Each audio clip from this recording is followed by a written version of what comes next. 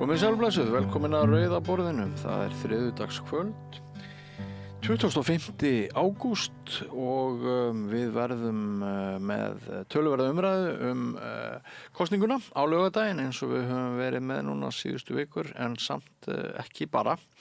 Við endum þáttinn á því að Tinna Gunnlaugsdóttir, leikkona, hún fór í háskólanám eftir að hafa verið þjóðleikhússtjóri og mjög vinsæll leikari, og hún komin að þeim tímapunkti að verja doktorsritgerð sína á næstu dögum, sem eru mikil tímamót.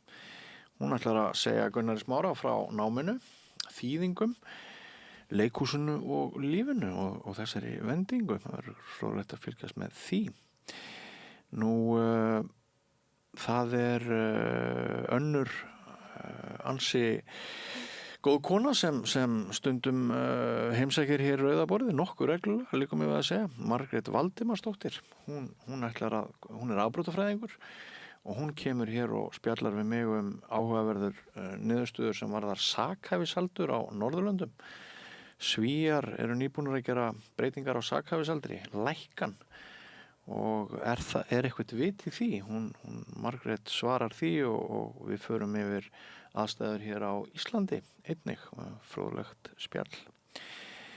Nú, það brýn þörf á því að auka við hjúkrunarrými og legupláss, en hvaða fólk á að starfa í þeim bransa?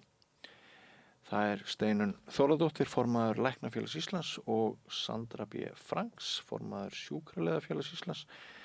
Þær koma til Sigurjóns Magnúsar Eilssonar og ræða stöðuna eins og hún er. En við hefjum leik á dálitlum látum. Það má segja það að það hefði hitiskapast hér í umræðunni í fyrsta einslagi þáttarins í kvöld. Við erum með fréttaumræðu, fréttaspjall, þar sem að þrír taka þátt.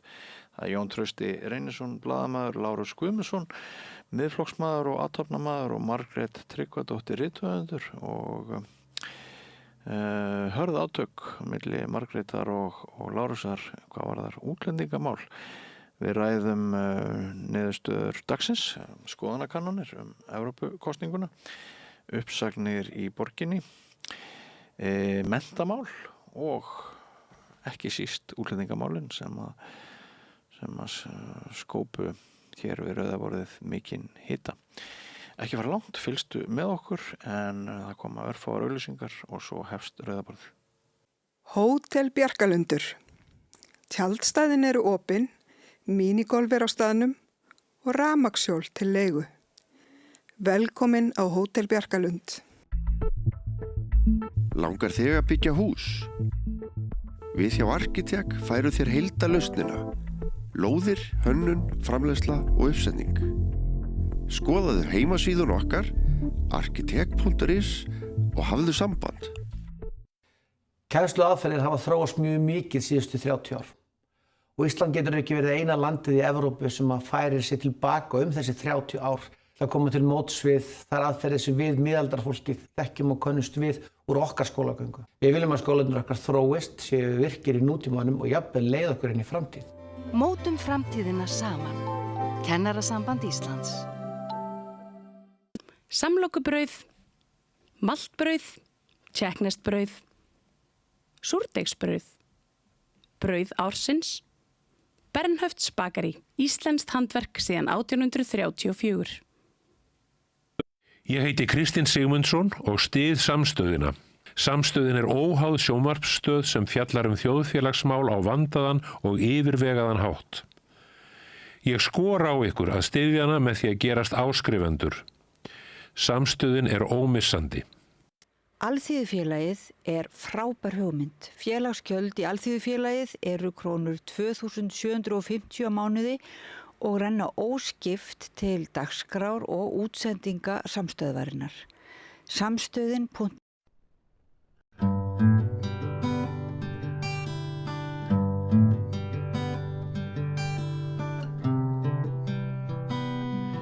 Komið sælblessuð, við ætlum að gera hér tilraun með þátt sem ég kalla fréttaspjall, og við hyggjumst vera með sem sagt alltaf á þriðjudögum umræðu þar sem við fáum 2-3 gesti til að svona ræða það sem hæst ber. Við vorum með umræðu oft bæði 50daga og föstudaga sem að svona var svolítið keimlík og rakst á. Þannig að við erum að gera tilraun með það að færa þetta aðeins fram og það eru komnir 3 góði gestir til þess að ræða heilmargar fréttir og stórar sem einmitt eru í gangi. Þar sem við erum að taka þetta upp, það eru mörg risavaxin fréttamál í deiglunni eða þegar orðin og undir lok þáttarins þá ræðum við skoðanakönnun sem að er svo fyrsta sem birt hefur verið ansi langt skeið hvernig Íslendingar ætla að greiða atkvæði í kosningunni stóru á laugardaginn. En ég heiti Björn Þorláksson og gestir mínir í dag eru Margrét Tryggvadóttir, rithöfundur, fyrrum þingmaður, vertu velkomin. Sæl. Nú, Lárus Guðmundsson, þú hefur komið hérna nokkuð sinnum áður. Ég kynni þig stundum sem miðflokksmann. Þú ert athafnamaður, sjálfstæður atvinnurekandi með áhuga á samfélaginu. Velkomin. Já, takk. Og Jón Trausti Reynisson, margir sem þekkja þig. Þú ert ekki ritstjóri heimildarinnar, þú ert ekki framkvæmdastjóri heimildarinnar það, þú ert með einhvern svona titil þarna. Ég er með nokkra titla. Já, með nokkra titla. Þú ert blaðamaður. Blaðamaður. Já. Og þú ert einn þeirra sem að þú berð ábyrgð á tekjublaði hérna heimildarinnar ásamt fleirum og við munum örugglega ræða það á eftir. En sko, það er best að bara vera heiðarlegur við ykkur kæru hlustendur áhorfendur. Klukkan er 1 hjá okkur núna þegar við erum að taka upp þennan þátt. Og sumt af því sem að vera sagt hér, það kann að vera úrelt. Við til dæmis vitum það núna að það er töluvert uppsagnir að því virðist vera hjá Reykjavíkurborg, en við vitum ekki hver við þeimar og þið verða bara að afsaka það að hérna, við þurfum að tala svona í kringum sumar hluti. En þetta virðist nú vera svona ein helsta frétt dagsins, Margrét, eða hvernig líst þér á? Já, sko, mér finnst þetta eiginlega bara alveg ömurlegt. Það sem ég sá í morgun var náttúrulega aðalega það að þetta segja upp skólaliðum eða væri búið að segja upp skólaliðum. Og hérna ætti bara að ráða útvista bara þrifum. Þetta hefur náttúrulega verið reynt og það er alveg ástæði fyrir því að það er snúið tilbaka. Skólaliðar er ekki bara eitthvað fólk og þú veist, allir sem vinna inn í grunnskóla þeir, það þarf að velja það fólk rosalega vel. Þetta er bara mjög viðkvæm starfsemi og við vitum það bara að skólaliðar gegna gríðarlega miklu hlutverki. Þeir eru ekki bara að sinna kannski ákveðnum nemyndum og svona halda röðu reglu, að þeir eru líka augu og eyru á göngum skólans og þau eru fang fyrir börn hérna sem að já, kannski líður illa og allt þetta og svo þrífaði líka bara svona meðfram öðrum störfum og kannski eftir skóla, ég veit ekki alveg nákvæmlega hvernig þetta er en að einhvern veginn að kippa þessu mikilvæga fólki út og að, þú veist, að einhverju verða væntanlega eftir til þess að eitthvað fólk komi á vegum einhverju fyrirtækja inn í skólana til að þrífa það kann kannski alveg að þrífa en þú veist, okkur er ekki sama hverjir fara inn í skólana og mér finnst það bara mjög vont að sjá að það sé verið að útvista því og að hver skólastjóri hafi ekki fullkomið kontról á því hverjir eru inn í skólanum á hverjum tíma.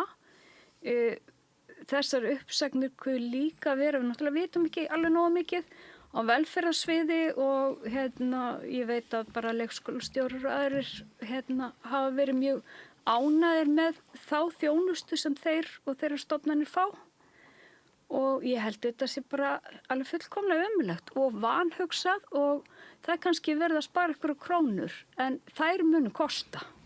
Það kostar alveg ofboðslega mikið að vanrækja fólk og sérstaklega börn sem eru að taka þroska. Það hefur svolítið verið talað sko fitulag hjá Reykjavíkurborg og millistjórnendakostnað og svona. Ég held að sé nú ekki í skólalög. En það er ekki beinlínis verið að ráðast að þýfismanni allavega ekki í þessari allur. En Lárus, þú væntanlega sko hugsar núna, já þau voru búin að segja að þau ætluðu að ráðast með niðurskurðarhníf hér og þar og þau eru bara byrjuð eða hvað? Já, sko málið er að alltaf byrjað í lægstu lögun. Þeir sem eru verst launaðir í skólunum og öðrum stofnunum, þeir eru alltaf settir út fyrst. Og ég held að eina sem að ég les út úr þessu er að það er verið að ráða inn ódýrara vinnuafl. vegna þess að það á að spara pening og svo einhver fyrirtæki sem að taka þetta yfir og þau eru með fólk á lægri launum, þannig að þetta bara sem sagt verið að gjaldfella starfið. Já, þannig þið líst ekkert á það? Nei, þú veist, ég held þetta sé... Þú sé margar aðrar önnur tækifæri til sparnaðar? Já, ég held bara að, þú veist, að mörg störf veru óþörf, bara hreinskilni sagt. Að þessi störf á gólfinu, þau eru mjög mikilvæg og þetta fólk eru oft í mjög nánu samstarfi við börnin, sko. Þannig að ég ágjör af þessu. En hérna, af því þú varst oddviti Miðflokksmanna í Garðabæ og Ari Edwald yfir Orkuveitunni. Líður þér eins og að það hafi eitthvað dregið úr eitthvað tennunar, eitthvað Miðflokksmönnum að gagnrýna nú verandi meirihluta eða? Sko, málið bara það að ég til að þetta hafi rangt hjá Ara, þú veist, hann ákveður þetta fyrir sjálfa sig og hugsaði þetta í einhver tíma.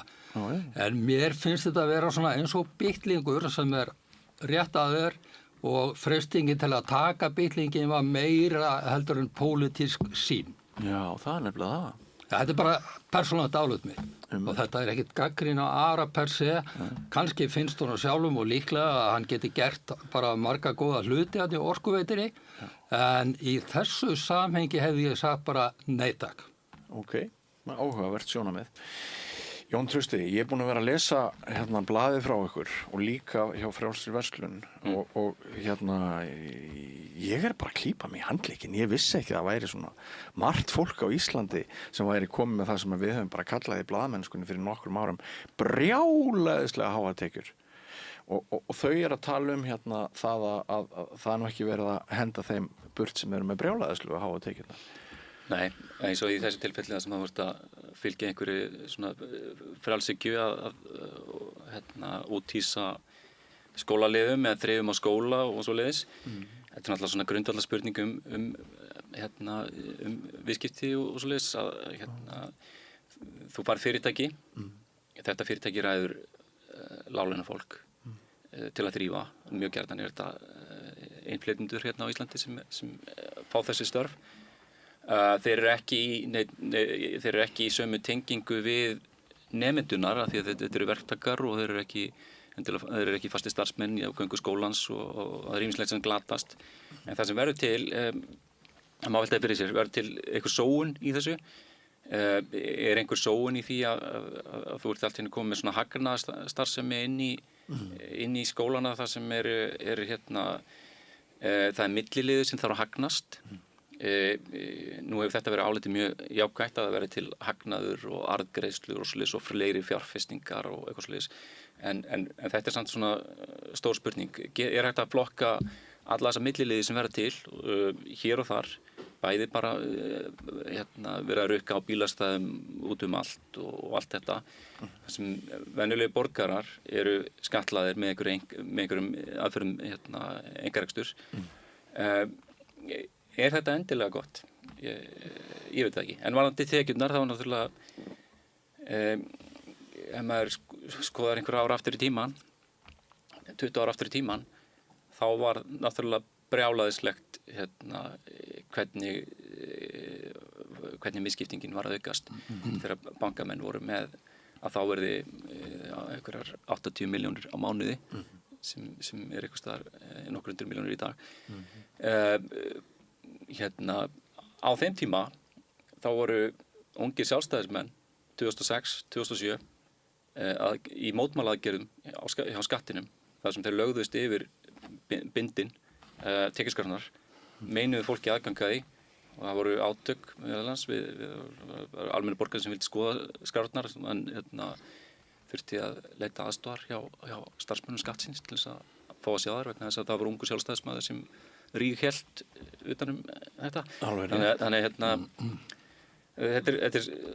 samfélagi getur orðið svakalega samdauna einhverjum skrýtnum veruleika. Ég held að við þurfum að hafa það í huga og eins og var þá.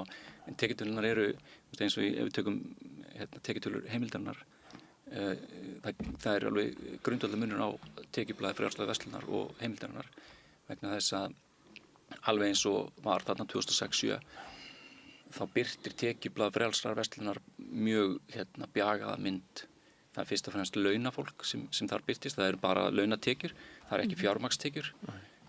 Og eins og þetta var gerðist 2006 og 2007, þá voru bankastjórarnir, Hreiðar Már Sigurðsson og fleiri, með gríðarlegar fjármagnstekjur og almenningu fekk þetta er svona skemmtiefni fyrir almenningu á þessan hátt, að það sér einhver ákveðna aðala og það er eitthvað frægt fólk og svoleiðis, en þú færði enga heildarmynd. Þetta er falsmynd sem þú færð með þessu, í besta falli bara brot af myndinni. Heimildin, við tókum það upp á stundinni að birta og reikna út fjármagnstekjurnar, það tímafrekara, tekur miklu lengri tíma og meiri vinna, en það er bara svona prinsip að því að þetta er ákveð gagnsæi, en það sem við náum ekki yfir eru þetta, það eru aðalar sem að safna inn gríðarlegum auðæfum inn í eignarhaldsfélög sem þeir eru ekki búin að taka út ennþá, þannig að þetta gefur ekki fulla mynd af því sem er að gerast eins og við bendum réttilega á. Má ég aðeins koma inn á þetta, af því að ég er mjög hrifin af ykkar framtaki og af því að ég líti raun og veru svo á að tekjublað frjálsrar verslunar sem gefur þessa falsmynd, þetta er eiginlega verra en ekkert vegna þess að þú ert að fá bara hreinlega rangar upplýsingar og það eina af stóru legunum á Íslandi er að það sé svo mikill jöfnuður vegna þess að það sé launajöfnuður á Íslandi og tekjublað frjálsrar verslunar er helsta málgagn þeirra sem halda því fram að það sé nú eiginlega bara allir svona á þessu rófi þegar að mesti munurinn á Íslandi er í eignum og með fjármagnstekjum og öðruvísi tekjum sem þú sérð ekki í útferðinniðinu og ég held þetta bara, þú veist, ykkar vinna í þessu, ég held þetta skipti gríðarlega miklu máli og og einmitt samanburðurinn, þetta var nú ekki alltaf rata hvort tveggjum mitt heimilega gerði það núna, en það er einmitt alveg nokkrir á báðum með mjög mismunandi tölur. Já. En ég tek eftir í að sem suma opinbera starfsmenn, menn eru með töluvert hærri tekjur heldur en var hérna fyrir nokkrum árum að þetta er orðið svolítið kósí að vera ríkisstarfsmenn. Ég var nú, ef ég má stela orðinu, þá var ég nú atvinnumar í knattspyrnu hérna fyrir margt löngu. Hvernig varstu launaður? Ég ætla aðeins að koma inn á það og svo upplýsa alveg 100%. Okay. Það málið var það að stærsta hlutfall launana var árangurstengt. Það þýddi það að vel gekk á vellinum, þá mókar peningum. Þegar það var illa gekk, þá var aðeins minni í kassanum. Og þá var árangur liðsins. Árangur liðsins að sjálfstöð.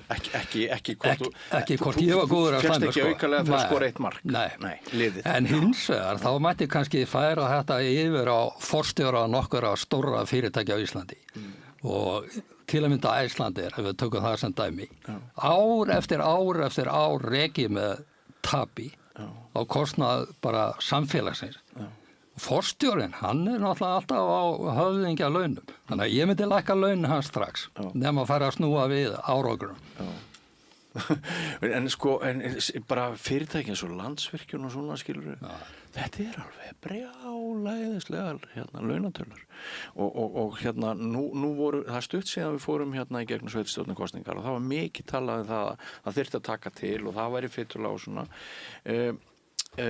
það hefur svo sem ekki verið mikið aðhald í opinberu rekstri upp á síðkasti, það hefur ekki uppsagnar eins og þessu við erum að sjá núna í tvígang hjá þessum meirihluta borgarinnar, þær hafa ekki sést hjá sveitarfélögum í mjög mörg ár en það er hverjum er verið að segja upp, það er nú svona spurning. Eins og áður sagði, þetta er alltaf minnstu stéttirnar og lægst launuðu, en talandi bæjarstjóra og fleiri, það finnst mér að vera komið tími til að skoða aðeins launaumslagi hjá þeim Ég bara get alveg tekið undir það. Mér finnst bæjarstjórar í Íslandi með fáránlega há laun. Þau hefur ekkert atvinnuöryggi segja. Já, en þeir eru nánast allir með þannig samninga ef þeim er sagt upp og þá fá þeir öll launin sem eru bara 20 milljóna.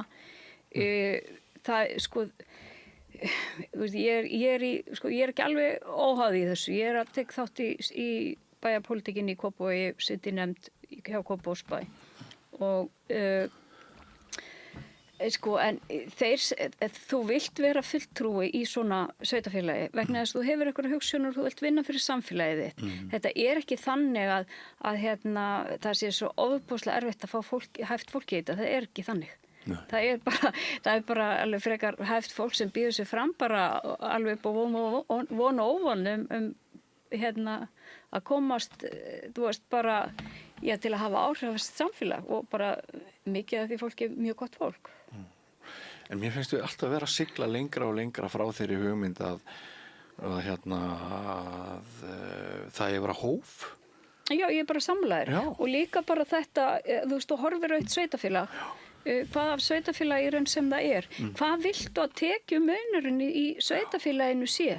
Viltu að bæjarstjórinn sé, þú veist, viltu það virkilega að bæjarstjórinn sé á 7-földum launum sem ég sýnist svona í Kópavogi með þá sem eru kannski skólaliðar?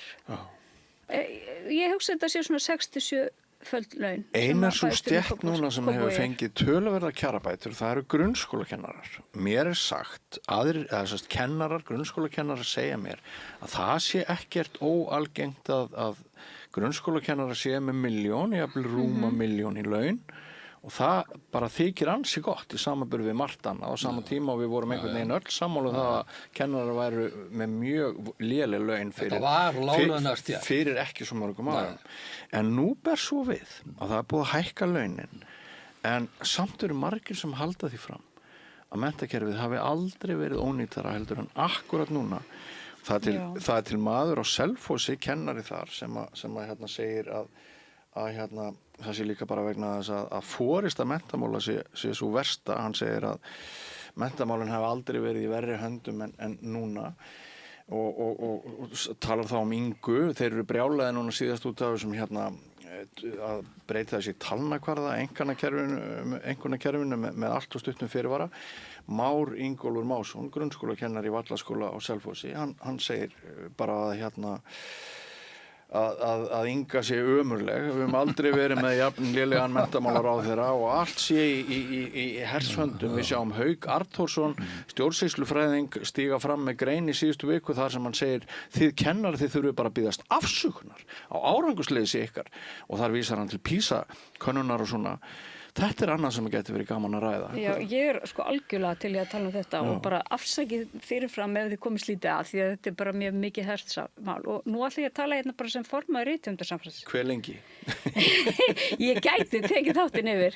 Nei, sko, ég er reyndar ekki formaður Hagþingi sem er félag kennslubóka en okkar verk höfunda, rithöfunda og öllum sviðum er auðvitað notið kennslu en það var hægt að nota þau miklu meira. Nei, þá er það síló, sko. Þú ert með engamarkaðinn sem er bara jólagjafirnar og svo ertu með eitthvað ríkisbatteri sem eru búið til bækur. Það væri allt í lagi ef að það ríkisbatteri myndi búa til bækur. Þau bara, þú veist, það kemur svo lítið. Það námsgagnastofnun. Já, það hét það einu sinni. Sko, vandamálið er að við erum að eyða 1/7 á hvert barn í kennslugögn með við Norðurlöndin.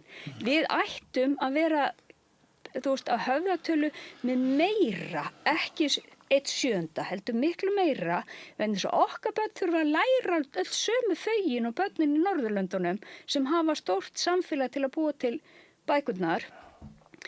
Þetta batteri sem heitir núna Miðstöð menntunar og skólaþjónustu. Flott nafn. Já, þú veist, það hétt fyrir kortir eitthvað allt annað en það er sama skammstöfunin og eitthvað og hétt einu sinni sko ríkisútgáfa námsgagn og námsgagnastofnun og sko það hefur bara verið mjög, þú veist, ótryggt ástand. Ég held að það sé alveg gott fólk þarna. Árunum fyrir hrun þá var námsgagnastofnun þáverandi stærsti tölvuleikjaframleiðandi á Íslandi. Það var verið að búa til tölvuleiki af því að það átt að leikja við að námið. Krakkar mátt að leikja, þú veist, fara í svona reiknisleiki og landafræðileiki og allt þetta. 2007 cirka þá ákvað Sjálfstæðisflokkurinn í Kópavogi að hafa þessum kosningalofur að gefa öllum iPad. Hvað þýddi það? Allt námsefni sem var verið að búa til með 100 milljóna kostnaði, það úreldist. En þess að það byggði allt á flass sem er líka núna orðið úreld og virkaði bara í borðtölvum, ekki í spjaldtölvum. sko sonur minn var eitthvað tímann þegar hann var unglingur alveg ótrúlega lélegur í landafræði borgum í Austur-Evrópu og ég fór eitthvað að skoða þetta. Heyrðu, voru ekki bara Sovétríkin í bókinni? Þú veist, sem að voru, sko, það voru 12 ár eða eitthvað síðan þau liðu undir lok. Hvernig gat þetta gerst hjá okkur? Veist, við erum svo léleg í að byggja innviði.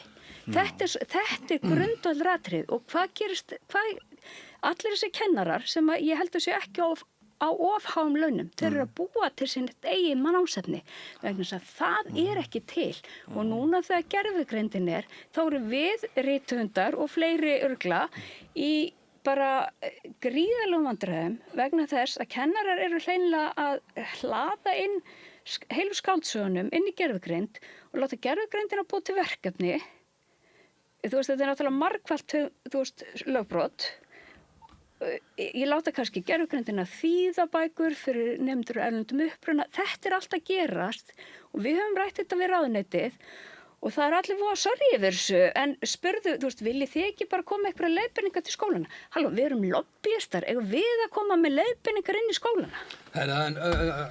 Viltu komast eitthvað að? Já, mér langar bara, ég veit að hann á rétt á að komast að næstu, sko, en ég vil bara spyrja heimanámið. Er það ekki orðið þannig að ég allan að sé það hjá mínum barnabörnum að heimanámið orðið nánast ekki neitt og hvernig með það að get ekki lesið sér til gagns. Þegar ég var með ung börn á sínu tíma, þá las maður alltaf með börnunum þá gátu lesið reiðbrennandi sjálf. Það eru margir sem bara segja þetta saman þú. Þetta hafi bara verið hluta vaktinni á foreldrum. Og það vonandi bara ennþá? Ég held að það sé fullt af foreldrum sem lesa fyrir börnin sín. En ef þetta hefur breyst til okkur foreldrunum, þá er það ekki beint við kennarana að sakast, heldur okkur. Nei, ég er bara að tala foreldra vandamál. Já, akkurat. Já, ég var nú á foreldrafundi í gær og niðurstaðan á honum var í rauninni að það væri verið að bakka svolítið frá þessari tæknivæddu nálgun yfir aftur í blá blýant og það verður þá líka að vera til bækur. Það verður að vera til bækur. Þetta hefur náttúrulega verið rannsakað og niðurstaðan er svo að ef þú skrifar eitthvað með blýanti eða penna þá manstu það frekar heldur en ef þú stimplar þið inn í tölvu og svoleiðis. Það er þetta rof sem verður við tæknina. Ég held að flestir foreldrar kannist við þessa martröð að fara inn á appið Mentor og reyna að bakka og fara út úr því og reyna að finna verkefnin og allt þetta. Það varði eitthvað rof á milli foreldra og skólans í kringum þessa tæknibyltingu og með þessa bókstafi og liti og allt þetta foreldrar eru kannski misjafnlega í stakk búnir til þess að fylgja þessu eftir en ég held að það þurfi eins og Margrét segja, það þurfi aðeins að stíga tilbaka og fara yfir í grunninn og ég meina gervigreindarbyltingin það er einhver rannsóknir sem sýnir það líka þeir nemendur sem nota mikið gervigreind þeir ná kannski meira árangri í verkefninu fyrstum sinn skammtíma en það situr minna eftir. Ég held bara Já, fyrir ekki ásakið. Ég held bara að þessi meinbögur þessu öllu saman. Við Íslendingar tölum alltaf allt endalaust. Hvað má betur fara og hvað skuli gera og kemst aldrei neitt verkefni að stað. Það þvælist í nefndum og ráðum og aldrei eru menn sammála eitt eða neitt og þessar boðleiðir eru óþólandi. Þetta á bara að vera skýrt, heimanám og svo er bara alvöru kennsla í skólanum og bekkirnir eru allt á stórir á mörgum stöðum þar sem eru bara úir og grúir af líka krökkum sem eigi ekki erindi inn í venjulegt bekkjakerfi og þessu eru öllu grauta saman. Er vandamál hvað forystakennara er í mikilli afneitun? Ég held að þau séu ekki afneitun. Er það ekki? Nei, það hef ég ekki. Það er allavega ekki mín tilfinning. Finnst þér gagnrýni yfirleitt vel tekið? Mér finnst núverandi formaður vera einhver lægin vera á þeirra. Svona reynir að nálgast hann. Svona, já, reyna að setla hann. Rosa duglur í að setla. Eða svona að reyna að setla alltaf hann. Maður sér það. Ég hef haft pínu gaman að því og hef auðvitað gaman að þessu ráðherra svolítið. En ég myndi ekkert endilega verið að vinna undir þessum ráðherra, sko. Ég held ég að veri í fyrsta árganginum sem fór inn í þetta bókstafkerfi, verið margt löngu og ég bara, mér fannst það mikil afturför bara sjálfum sem unglingi, sko. Og ég held að það skipti bara engu máli hvar þeir notaður svo allir sem allir bara sé með, þú veist, hann. Ég voru að skilja á hvað skala þú ert, ekki A, B, C og D og þú veist ekkert hvað þar á milli. Já, sko, eins og núna er verið að kynna þetta kerfi, þar sem er ekki til 1-4, einhver sem skrifa bara nafnið sitt og getur ekkert, eða þú veist, reiknir ekkert dæmi, hann er að fá sömu einhvern og sá sem að reyndi. Já. Og ef að, sko, ég er alveg sammála því að það geta verið að fella börn, en þarf þetta ekki samt í raun að vera þannig að við sjáum hvað er að gerast, ef þetta á að vera mælikvarðið, þú veist. Já. Heyrðu, það er eitt mál sem við erum öll að hugsa jafnvel þóttu sem að tala eitthvað annað og það er kosningin á laugardaginn. Og ég ætla bara að ítreka það sem ég sagði áðan við ykkur, hlustendur og áhorfendur, að við eigum von í lok umræðunnar á könnun sem Vísir mun sennilega birta, maskinukönnun, kannski fara bara detta inn niðurstöðu brálega. Við ætlum að ræða þær sérstaklega. En áður en við gerum það, þá mér langar að bera undir ykkur það sem að Guðmundur Andri Tórsson skrifaði í morgun. Hann skrifaði: ég greiddi í gær atkvæði í þjóðaratkvæðagreiðslu og upplifði með því atkvæði að ég hefði meira að segja samfélagi mitt en þegar ég sat og greiddi atkvæði á Alþingi, með djúpri virðingu fyrir þeirri megin stofnun. Þar gat maður að vísu haft áhrif í nefndum sem mér fannst alltaf mikilvægasti og ánægjulegasti hluti starfsins. Ég átti erfiðara með leikrænu tilþrifin í þingsalnum, eins og hann orðar það, sem vissulega eru stór og mikilvægur þáttur líka. En þarna í gær fann ég að ég var einn þeirra 1000 sem ríkisstjórnin hefur leitað beint til leiðsögn í stærsta hagsmunamáli þjóðarinnar. Bara vinnum aðeins með þennan punkt. Líður ykkur þannig að þetta sé bara einhver stærsta hagsmunastund í sögu íslensku þjóðarinnar eftir örfáa dag? Ef að byrja á þér, Lárus. Já, ég verð bara að viðurkenna það að mér líður þannig. Og ég hef reynslaði að búa í Evrópu, Þýskalandi og Belgíu og ég fylgst með pólitíkinni í þessum löndum í áratugi og ég er algjörlega, eins og nefndir í byrjun, ég er algjörlega á móti því að fara inn í Evrópusambandið eða skoða þennan pakka eins og talaður Þú ert neyjari. Herru, ég segi bara að það er ekkert að sjá og ekkert að fá. Nei. Þannig að hagsmununir felast að þínum mati í því að það komi nei. Já, ég hef enga sérstakra persónulega hagsmuna að gegna eða einhver slík sjónarmið. Ég bara tel að ástandi í þessum löndum og í rauninni finnst mér ESB vera krísubandalag. Allstar sem var opnar fjölmiðla fyrir utan kannski Svíþjóð og Danmörku, Spánn, það er hörmungar ástand og það sem að gleymist í allri þessari umræðu og er ekki stærsta máli aðdraganda þessara kosninga hér, það eru hælisleitendamál. Í Evrópu er það stærsta ágreiningsmálið. Það er bara hvernig ég að stöðva þetta flæði flóttamanna inn á Evrópusvæði. Og þetta er ekkert smá mál. Þannig að þér finnst að með neginu séu að koma í veg fyrir það sem gæti orðið mjög mikil skaðið og ógn fyrir Ísland. Ég held að þess vegna finnst þér þetta svona stórt. Sko, ég held að ef við gengjum færum inn í Evrópubandalagið að þá myndi, sko, í dag er að þannig, það eru 320.000 Íslendingar sem búa þetta og nú fara maður strax að tala fordóma. Það eru 83.000 innflytjendur. Og þá er ég ekki að tala hælisleitendur, þeir eru 20.000-30.000 og hinir 50-60. Þetta er allt og stórt hlutfall fyrir lítið samfélag og Íslandir. Og ég held að næsta áskorun hjá okkur verða ég að koma í veg fyrir að þessi straumur til Íslands muni stór aukast. Og það var frétt það núna í vikunni að Spánverjum var að fjölga mjög mikið á Íslandi. Út af hverju haldið að það sé? Vegna þess að stjórnmála ástandið og innflytjenda ástandið á Spáni er komið á það stig að mörgum finnst ekki lengur búandi. rosalega margir Íslendingar á Spáni. Þetta svo mikið kjaftaði. Það er á öðrum ekki hægt að ástæðum. sitja Það er undir vegna þessu. þess að þeir geta nýtt eftirlaunir sín þar að einhverju viti sem tekst ekki hérna heima. Það var eitthvað bara hlutfallsleg hækkun, það er svo fáið Spánverjar að það þarf ekki marga til að hækka. Býtu, hvað er kjaftaðis? Sko, mér finnst þetta bara viðurstyggilegu málflutningur hér. Kemur þetta? Nei, bara í alvörunni. Mér finnst þetta mannfjandsamlegur og viðurstyggilegu málflutningur og mér finnst að þú ættir að skammast þín fyrir að tala svona og hugsa svona. Heimurinn, við búum hérna á einni plánetu, það er svoleiðis. Það er rosalega margt að gerast inn í heiminum núna. Bandalög og heimurinn eins og við bara þekktum hann verður ekki, þú veist, við erum að horfa á það er alltaf riðlast og við þurfum að ákveða hvar við ætlum að vera.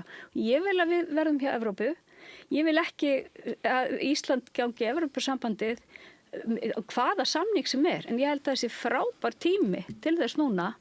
Ég var á Alþingis þegar það var síðast sóttum, þannig að ég bara fylgdist mjög vel með því. Þá vorum við á hnjánum? Þá vorum við á hnjánum og það var rosalega vont eftir að hyggja að vera í samningaviðræðum á þeim tíma. Og það ég síðustu vikur, ég hugsa svo oft þetta, svo vorum við í iSafe, sem að bara flækti málið allverulega. Nú, ég hjóla fram hjá ykkurum 50 milljarðar og þetta er svo dýrt, þú veist, á hverjum degi. Síðast kostaði þetta 400 milljónir, 400 milljónir, allt öll sem sagt 4 ára umsóknarferli. Það eru 800 milljónir og núvirði. Við fengum 30 milljarða í IPA-styrki á sama tíma. Við græddum semst á þessu 29,5 milljarð að sækja þennum. Og þetta voru allt sama verkefni sem við þurftum að fara í hvort sem Þetta var ekkit, þú veist, það var ekkit auka. Við vorum ekki aðlagast. Þetta fór í alls konar verkefni að laga stjórnsýslu. Ég meina eins og Hagstofan fekk stóran hluta þessu, laga þjóðhars útreikninga til að þeir veru bara samanburðarhæfir. Jón Trausti, sannleikurinn hefur ekki haft hann eitt rosalega náðugt síðustu vikur í þessari baráttu.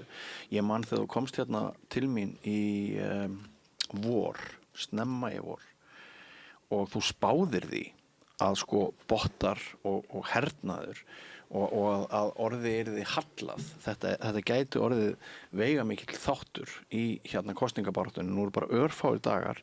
Við erum búin að sjá rosalega margar einkennilegar staðhæfingar. Hvað erum við að segja? Hvernig horfir á þetta núna þegar eru bara örfáir dagar í úrslitin? Þetta er náttúrulega í fyrsta lagi alveg ótrúlega flókið verkefni að taka afstöðu til allra þessara þátta sem það snertir alveg hárrétt sem kemur enda fram að síðustu árin hafa nánast verið fordæmalaus í fjölgun útlendinga og það má segja það að það er ljóst að aðlögunin, það er ekki verið að vinna í aðlögun fólks að miklu leyti og ég menna íslenska hefur vikið sem tungumál í mörgum aðstæðum hvað sem okkur finnst það hins vegar þá er það fyrst og fremst vegna þess að við erum á EES-svæðinu og erum með EES-samningin sem var fór til dæmis ekki í þjóðaratkvæðagreiðslu þó að langflesti vildu það á sínum tíma og þjóðin var klofin og síðan hætti fólk að pæla í en það eru ákveðnar afleiðingar að því góðar og það sem sumum finnst vera óþægilegt fyrir þjóðarímynd eða umhverfi sitt og svo framöndu göttunum það ætla að fara að rekja einhverjar rangfærslur fram og tilbaka. Ég er alveg ósammála því að það sé eitthvað svakalega slæmt ástand á Spáni þar sem að bara hefur verið mjög mikill uppgangur á Spáni. Spáni hefur gengið í gegnum mjög erfiða tíma sögulega séð í gegnum einræði Frankos og svo fram eftir göttunum og ástandið það núna held ég að flokkist undir að vera mjög gott og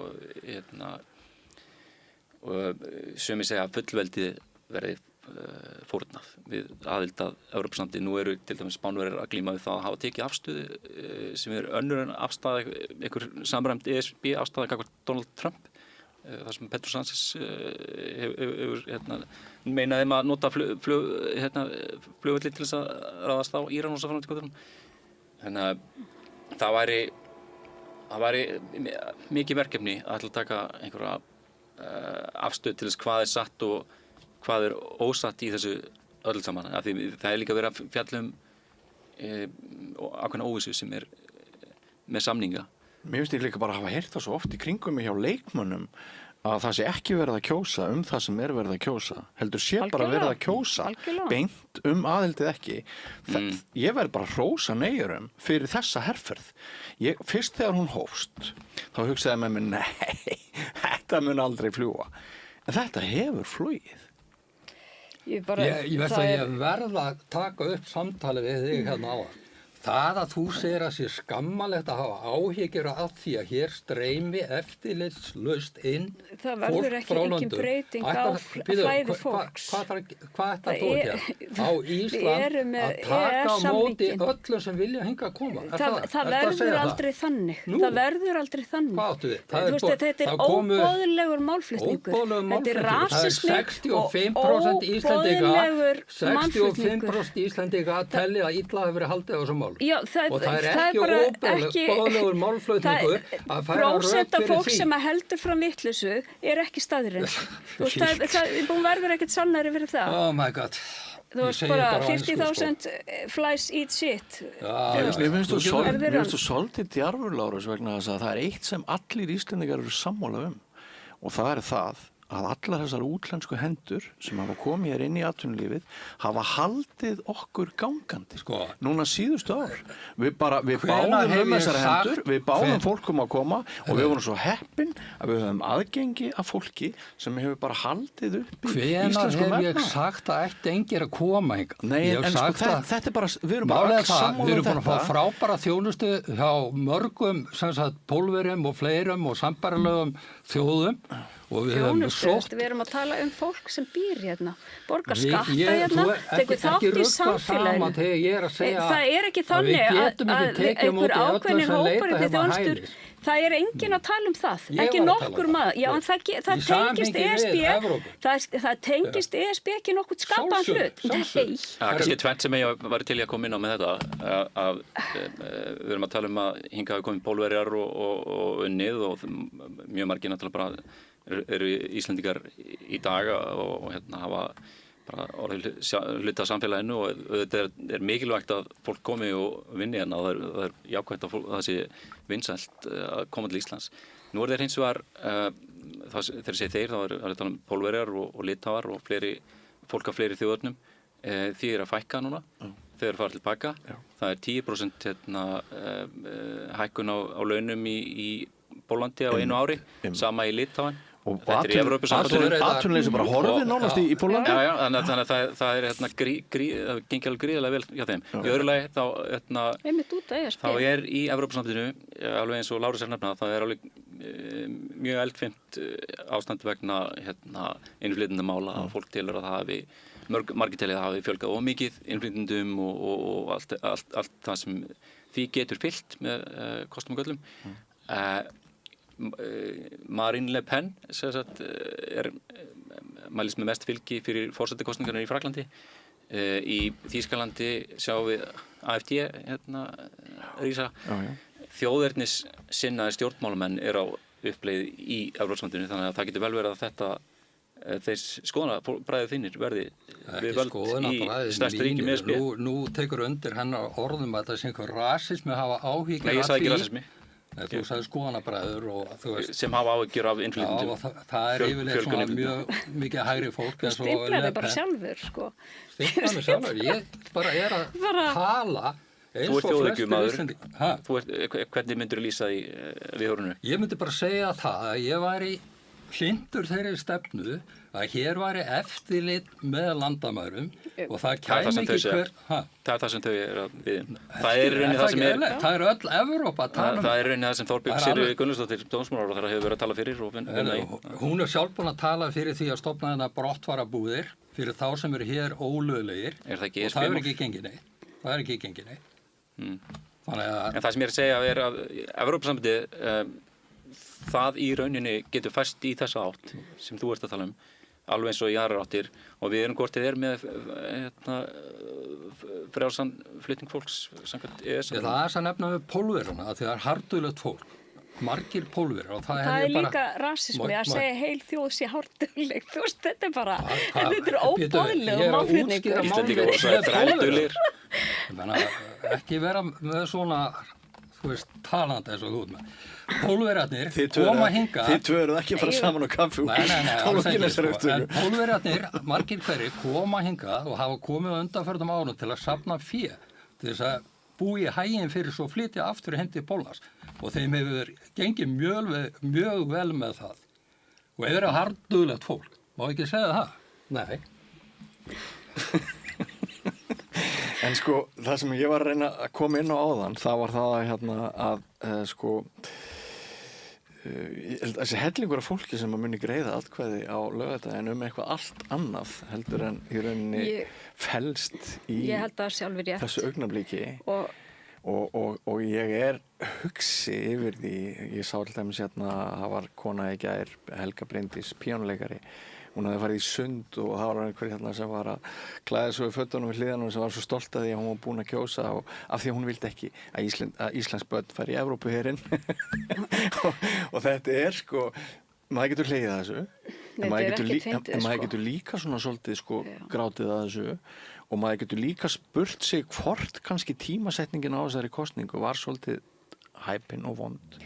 Bæði vegna þess að það er sumar, það fjölmiðlar á Íslandi eru mjög laskaðir og illa í stakk búnir til þess að fjalla þessa kosningu. Við höfum séð alveg gríðarlega polariseringu, við höfum séð Morgunblaðið gjörsamlega flippa út í hatri og anduð og heift, þar sem hver forsíðan fætur annari er merkt. Og svo getum við líka alveg nefnt miðla á hinum ástnum eins og DVF, sem við finnum alveg slagsíðuna líka. Að hve miklu leyti er þetta lýðræðisveisla á laugardaginn og alveg frábært tækifæri eins og Guðmundur Andri var að segja sem ég vitnaði til og að hve miklu leyti er þetta bara riggað, endar bara með peningum, illafengnu fé á lokasprettinum og svo framvegis. Má ég byrja? Allir? Sko, mér finnst þetta frábær tímasetning. Sko, ég hefði ekki aðborið annars svona silfurþáttin með Sigmundi Davíð. Það var svo gott af þetta fyrir, bara í alvöru talað, þegar búið að vísa máli til þjóðarinnar, að þá á þingið að halda sér tilbaka. Sko, já, af því að, þú veist, þingið okkar venjulegi vettfangur til þess að taka lýðræðislegar ákvarðanir. Þegar búið að láta segja bara núna, það bara boltinn hjá þjóðinni, þá þingið ekki að skipta sér því. Þá bara að segja, já, gjörðu þið svo vel, ok, það getur við, ég meina, við höfum bara fordæmd í Sviss, þar reyndar bara, þú veist, kemur bara svona kynningarefni heim og það afstæða flokkarnir liggur alveg fyrir og það má alveg, en þá þú veist, svo tryggt að það séu hlutlausar upplýsingar og þar við vondum málum. Ég held að sumari hafi bara verið frábær tími. Það sem vont og Össi var að benda á að það vant bara löggjöfin í kringum þetta allt saman bara ekki nógu góð. Nei. Og það til dæmis að peningar geti flætt í jáneirhreyfingarnar báðar og við vitum ekkert hvaðan þeir eru að koma, það er hræðilegt og það er bara alveg rosalega vont. Það getur verið Brexit moment í rauninni svipar. Já, og svo líka náttúrulega bara það annað sem við bara ráðum ekki við og það er bara hvernig tæknin virkar, algoritminn. Ég hef verið kosningastjóri bara fyrir nokkrum árum og það var, þú veist, sko ég gat ekki með nokkrum móti vita hvað einhverjir aðrir markhópar voru að sjá að kosningaefni. Það er ekki hægt að svara einhverju sem þú veist ekki hvað er. Og við vitum það alveg bara, þú veist, á samfélagsmiðlum, ég sé bara fólk sem er sammála mér. Já. Þú veist, það er bara einstaka, nei, ef ég ætti að, þú veist, hugsa, þú veist, að þetta veri kjósendapollurinn, þá færi þetta svona 80-20. En þú veist, en ég meina ég veit alveg að það verður ekki svoleiðis vegna þess að ég er bara í mínu fiskabóri sko og svo ykkur aðrir í ykkurum og leiðir okkar bara, það skerast ekki nema við mætumst hér. Þjóðin þarf að spyrja sig, hvað eru við að fá út úr því að fara í ESB? Og þá finnst mér að ránt, áður en að þjóðaratkvæðagreiðsla fer fram, að það sé ekki einu svona list yfir það sem við viljum fá út úr þessu. Það er svolítið næsta kosning, sko, sem átt að Já, næsta, það er nú alveg... Ef það verður önnur. Og í öðru lagi, að þá sem sagt, verið að mata fólk á því að það fái miklu betri hagstæðri lán og borgi lægri vexti. Hefur einhver ábyrgur aðili sagt að það sé að fara að gerast? Já, það er bara fullt af ábyrgum aðilum. Hérna bara fjölmargir hagfræðingar, langflestir. Fjölmargir hagfræðingar? Fjölmargir.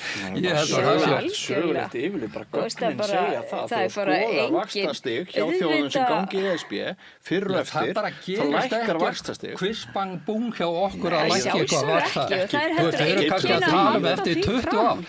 Svo er önnur spurning, má ég klára? Helst ekki. Svo er önnur spurning, það er, hvað vilja ESB fá frá okkur? Já, þetta er til dæmis... Það er að segja mér það að við séum að fara inn í bandalag og gefa ekkert frá okkur. Þessi sko hræðslu áróður, hvað vondu útlöndin ætla mögulega að gera við Ísland? Nú ert þú bara jámaður og nú ert að tala... Ég er jámaður, það er alveg rétt. Það er alveg rétt, ég fer ekki leið með það. Heldur það að við þurfum ekki að gefa eitthvað frá okkur? En sem sagt, ég get haft skoðinu þótt ég sé jámaður. Og ég get verið þáttastjórnandi þótt ég sé jámaður og það er bara ágætt fyrir hlustendur og áhorfendur að vita það að ég ætla að segja já á laugardaginn en það sem ég hef áttað mig á í þessari umræðu er það að minnstakosti 50% hennar, ef ekki 90% hennar, þau snúast það sem er ólíklegt til þess að geta gerst og það er það sem tekur mig aðeins út úr því hvað þetta er búið að vera heilagt og skemmtilegt og fjörlegt og frábært. Mér finnst bara svo mikil orka fara í ruglið og bullið, ef ég á að segja ykkur alveg eins og er og mér varð hugsað til þín, Jón Trausti, og þess vegna finnst mér gaman að fá þig aftur núna bara korteri fyrir niðurstöðu í þessa umræðu, af því að sko ég man að þú spáðir svolítið svona, það var einhver óhugur í þér þegar þú varst þegar vorum að velta þig fyrir okkur, hvað yrðum næstu mánuði? Já, finnst þér að hafa gengið eftir eða? Mér finnst það bara að hafa legið fyrir í fyrra. Það er kannski alveg áhugavert fyrir umræðina að spóla tilbaka í umræðina veiðigjöldin og spádómana sem voru setti fram þar og umsagnar frá sjávarútvegsfélögunum, Lýsi til dæmis, Lýsi HF talaði bara að það yrði ekki hægt að fá hráefni í lýsið ef þetta gengi fram á þingi og þetta var málþóf sem að sló mitt og svo framfíkjadunum. Lýsi var síðan selt á, hvað var það, endaði 30 milljörðum eða núna í árinu. Fyrst með til 40 milljörðum. Sjávarútvegsfélögin hafi verið að hækka alveg gríðarlega mikið í kaupöllunni síðasta árið. Heimsættarspárnar, hugsanlega rætast einhvern mann en þetta hefur farið í hina áttina. Það er vaxandi vaxandi hagnaður og ég ætla ekki að útiloka það að það verði neikvæðar afleiðingar. Það er alveg klart mál að það eru einhverjar neikvæðar hliðar á báðum málum varðandi ESB. Ég vil bara fá það upp á borðið. Hvað þurfum við að láta af hendi? Já, það er einnig, þá segir við já og þá sjáum við það í samningu. Það er sammála það, Lárus, að við ætlum ekki að láta af hendi það sem skiptir Ísland mestu máli. Já, ég meina, eitthvað þurfum við að láta af hendi. Nei, við getum bara sagt nei. Eina leiðin til að komast að því er að segja já. Nei, en það er ekki núna laugardaginn, heldur í kostnaðum eftir. En varðandi vextina, þá náttúrulega, við getum hort til Færeyja, þar eru húsnæðisvextina held ég í kringum 4%. Færeyja eru undir Danmörku, sko. Undir Danmörku með tengsl við dönsku krónuna sem hefur tengsl við evruna. Alltaf verið, sko. Þetta er bara svo. Lágu vextinir í Danmörku eru lágu vextinir í Færeyjum. Og ef við skoðum vexti í Evrópusambandinu þá er þeir náttúrulega miklu lægri. Vaxtabyrði hérna er, við erum að borga 31–40% meira af lánunum okkar núna heldur en fyrir. Við erum á miklu hærri launum heldur en í samanburðarlöndunum. Launin eru raun hægt að hækka umfram verðlag. Það er svipuð hækkun og launavísitölu og verðlagi síðasta árið. Atvinnuleysi er aukast, við erum ekki í meistaradeildi í þessum skólamálum eins og við vorum að tala um. Þannig að mér finnst að vera ógild rök í þessari umræðu að við séum einhvern veginn fremri öllum og svo fram til göttunum. En mér finnst líka alveg blasa við að það er ekki eins og það þurfi ekki að gefa eitthvað, ég er ekki að segja að gefa eftir, en það þurfi ekki að fórna einhverju við það að gangi í Evrópusambandið. Það eru bara fordæmi það að það getur orðið hagræðingi í landbúnaði til dæmis. Það er áskorun. Á móti er ESB með alls konar styrki til landbúnaðarmála, sérstaklega jaðar. Varðandi sjávarútvegsmálin. Mér finnst alveg gild rök hjá nei sinnum að segja, Írar eru 90% ánægðir með að hafa gengið í Evrópusambandið, einn ánægðastur öllum, en sjávarútvegurinn kvartar þar. Sjávarútvegurinn er alveg sára lítill hluti af hagkerfi Írlands, en á Íslandi skiptir sjávarútvegurinn miklu meira máli. Og svo, ef marka má yfirlýsingar frá stækkunarstjóra ESB og álitsgerð prófessorna þriggja við lagadeild HR, þá er nokkuð ljóst að það er svigrúm fyrir samninga sjávarútvegsmál eins og öðru, sérstaklega út frá sérstöð. Eina dagblað landsins dregur orð stækkunarstjórans í efa. Já, Morgunblaðið var náttúrulega með bara ósannindi á forsíðunni sinni eins og prófessornir sögðu og í leiðrétningunni sinni þetta er líklega lengsta leiðrétning sem ég hef séð, en nú var þetta ekki leiðrétninga því að þau bökkuðu ekki alveg með þetta.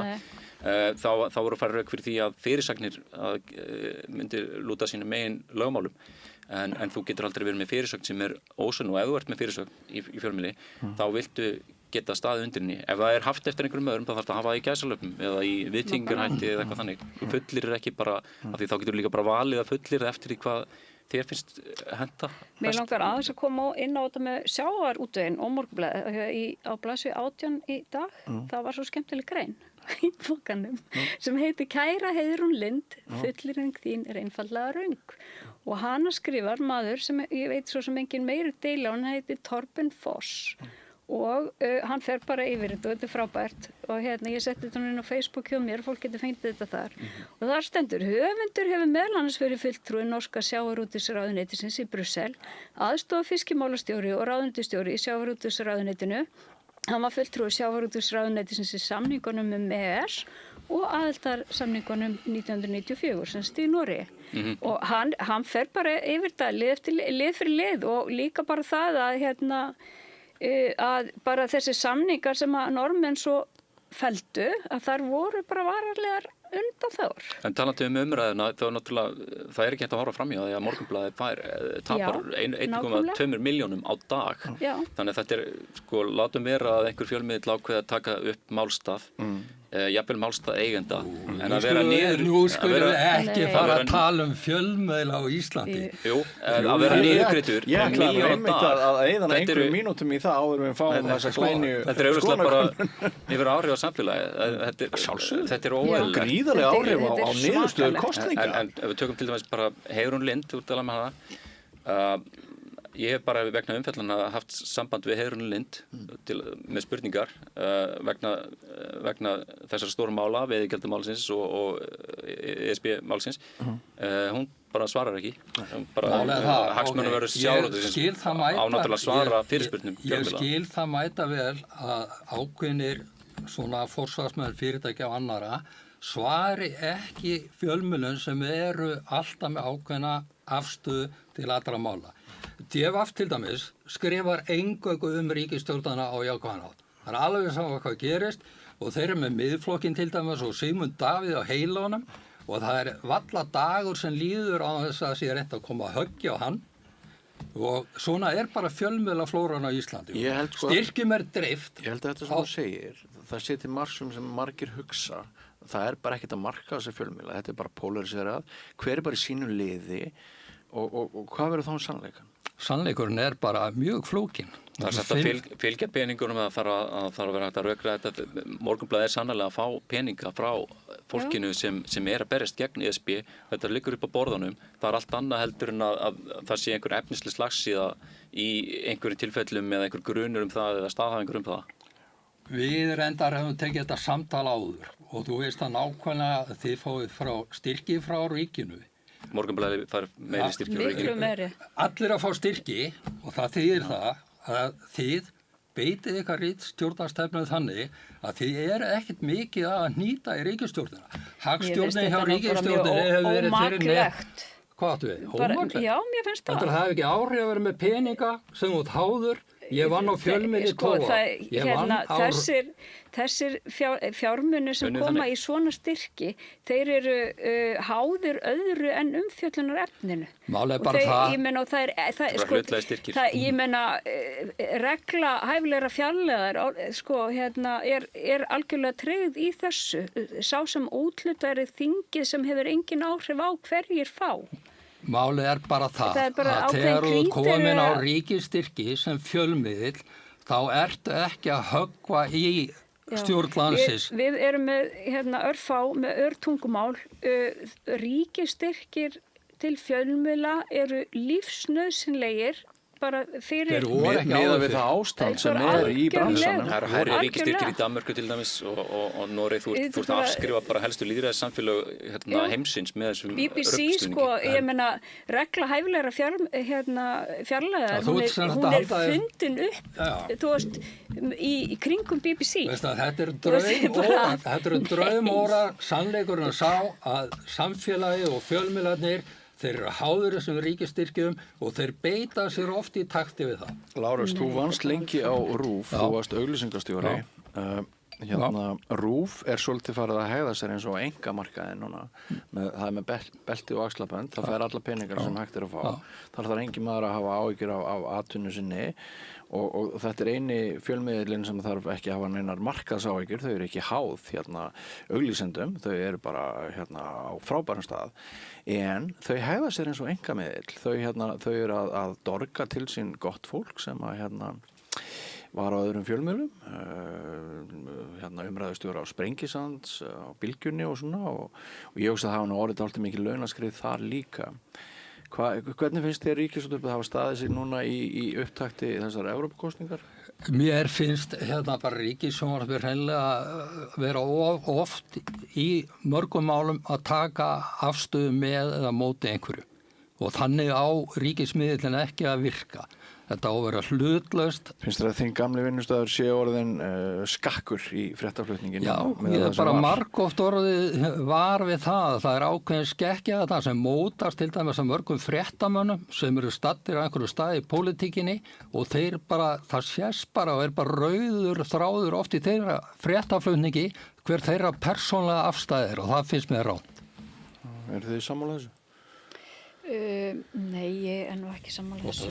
Ég finnst nú bara Ríkisútvarpið bara hafa staðið svo nokkuð vel en þá er ég talað bara um fréttamiðlana og í umfjöllinni, þú veist, þetta hefur bara verið mjög fjölbreytt.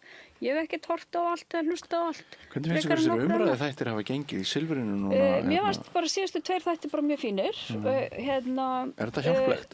Hvað segirðu? Er þetta hjálplegt? Mér fannst þetta, já, ég held það. Þáttum sem Sigmundur Davíð, þinn maður kom og já, hann var náttúrulega bara skelfilegur en hann líka sýndi okkur fram á af hverju það er ekki góð, það var góð hugmynd að hafa þingið ekki í gangi á meðan að þessi hljóðin að, þú veist, ég meina þetta annars hefði bara þingið verið allt svona í allt, þú veist, ef þetta væri í vetur, skilurðu. Það er bara undirlagt að þessu, það er bara komið sér ákvörðun annað. Ég hef aðeins vel líka verið að horfa á svona eða hlusta á hlaðvörp bæði hjá RÚV og öðrum og mér hefur bara fundist bara mjög margt. Svo kom náttúrulega heimildin, alveg heilt blað. Ég var nú eiginlega allan júlímánuði að lesa það og það var gríðarlega efnismikið og góð umfjöllun. Þú veist, ég meina það er bara fullt en ég held að mjög mikið af fólki og það er bara alltaf vandinn í lýðræðis að því að við eigum að taka þetta ákvörðun út frá upplýsingum en þú veist það eru sumir sem að þú veist nenni ekkert að vinna þá vinnu. Ég sé ekki betur afsakaði ég trufla þig, ég sé ekki betur en að könnun 25. ágúst á að hefja aðildarviðræður við ESB og ný það liggi núna 51,3% með jáinu og þá 48,3 með neyinu og þetta sé mæling dagsins.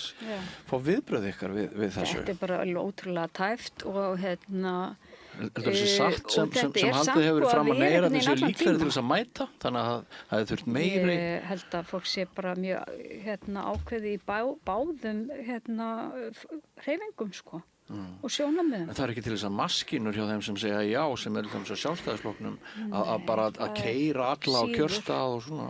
Það síður, en það held ég að reynda að sé ofmetin maskína að vera að keyra mikið. Ég nú að því að vera kosningarsjóðu, það engin eftirspurn eftir þessu. En hvernig slæðir hún þessi tala svona með það sem þú hélst? Ég held þetta væri eiginlega bara svona, því að þetta er mjög tæft og þetta er eiginlega bara sömu tölur og við erum búin að sjá með einni undirtekningu þar sem þetta var enn nær.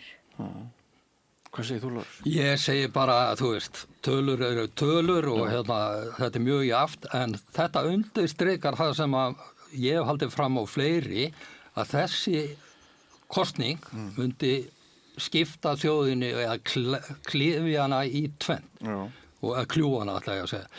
Og það þykir mig miður vegna þess að þegar Kristrún lagði af stað með þetta, þá talar hún það að alls ekki ætti að kljúa þjóðina.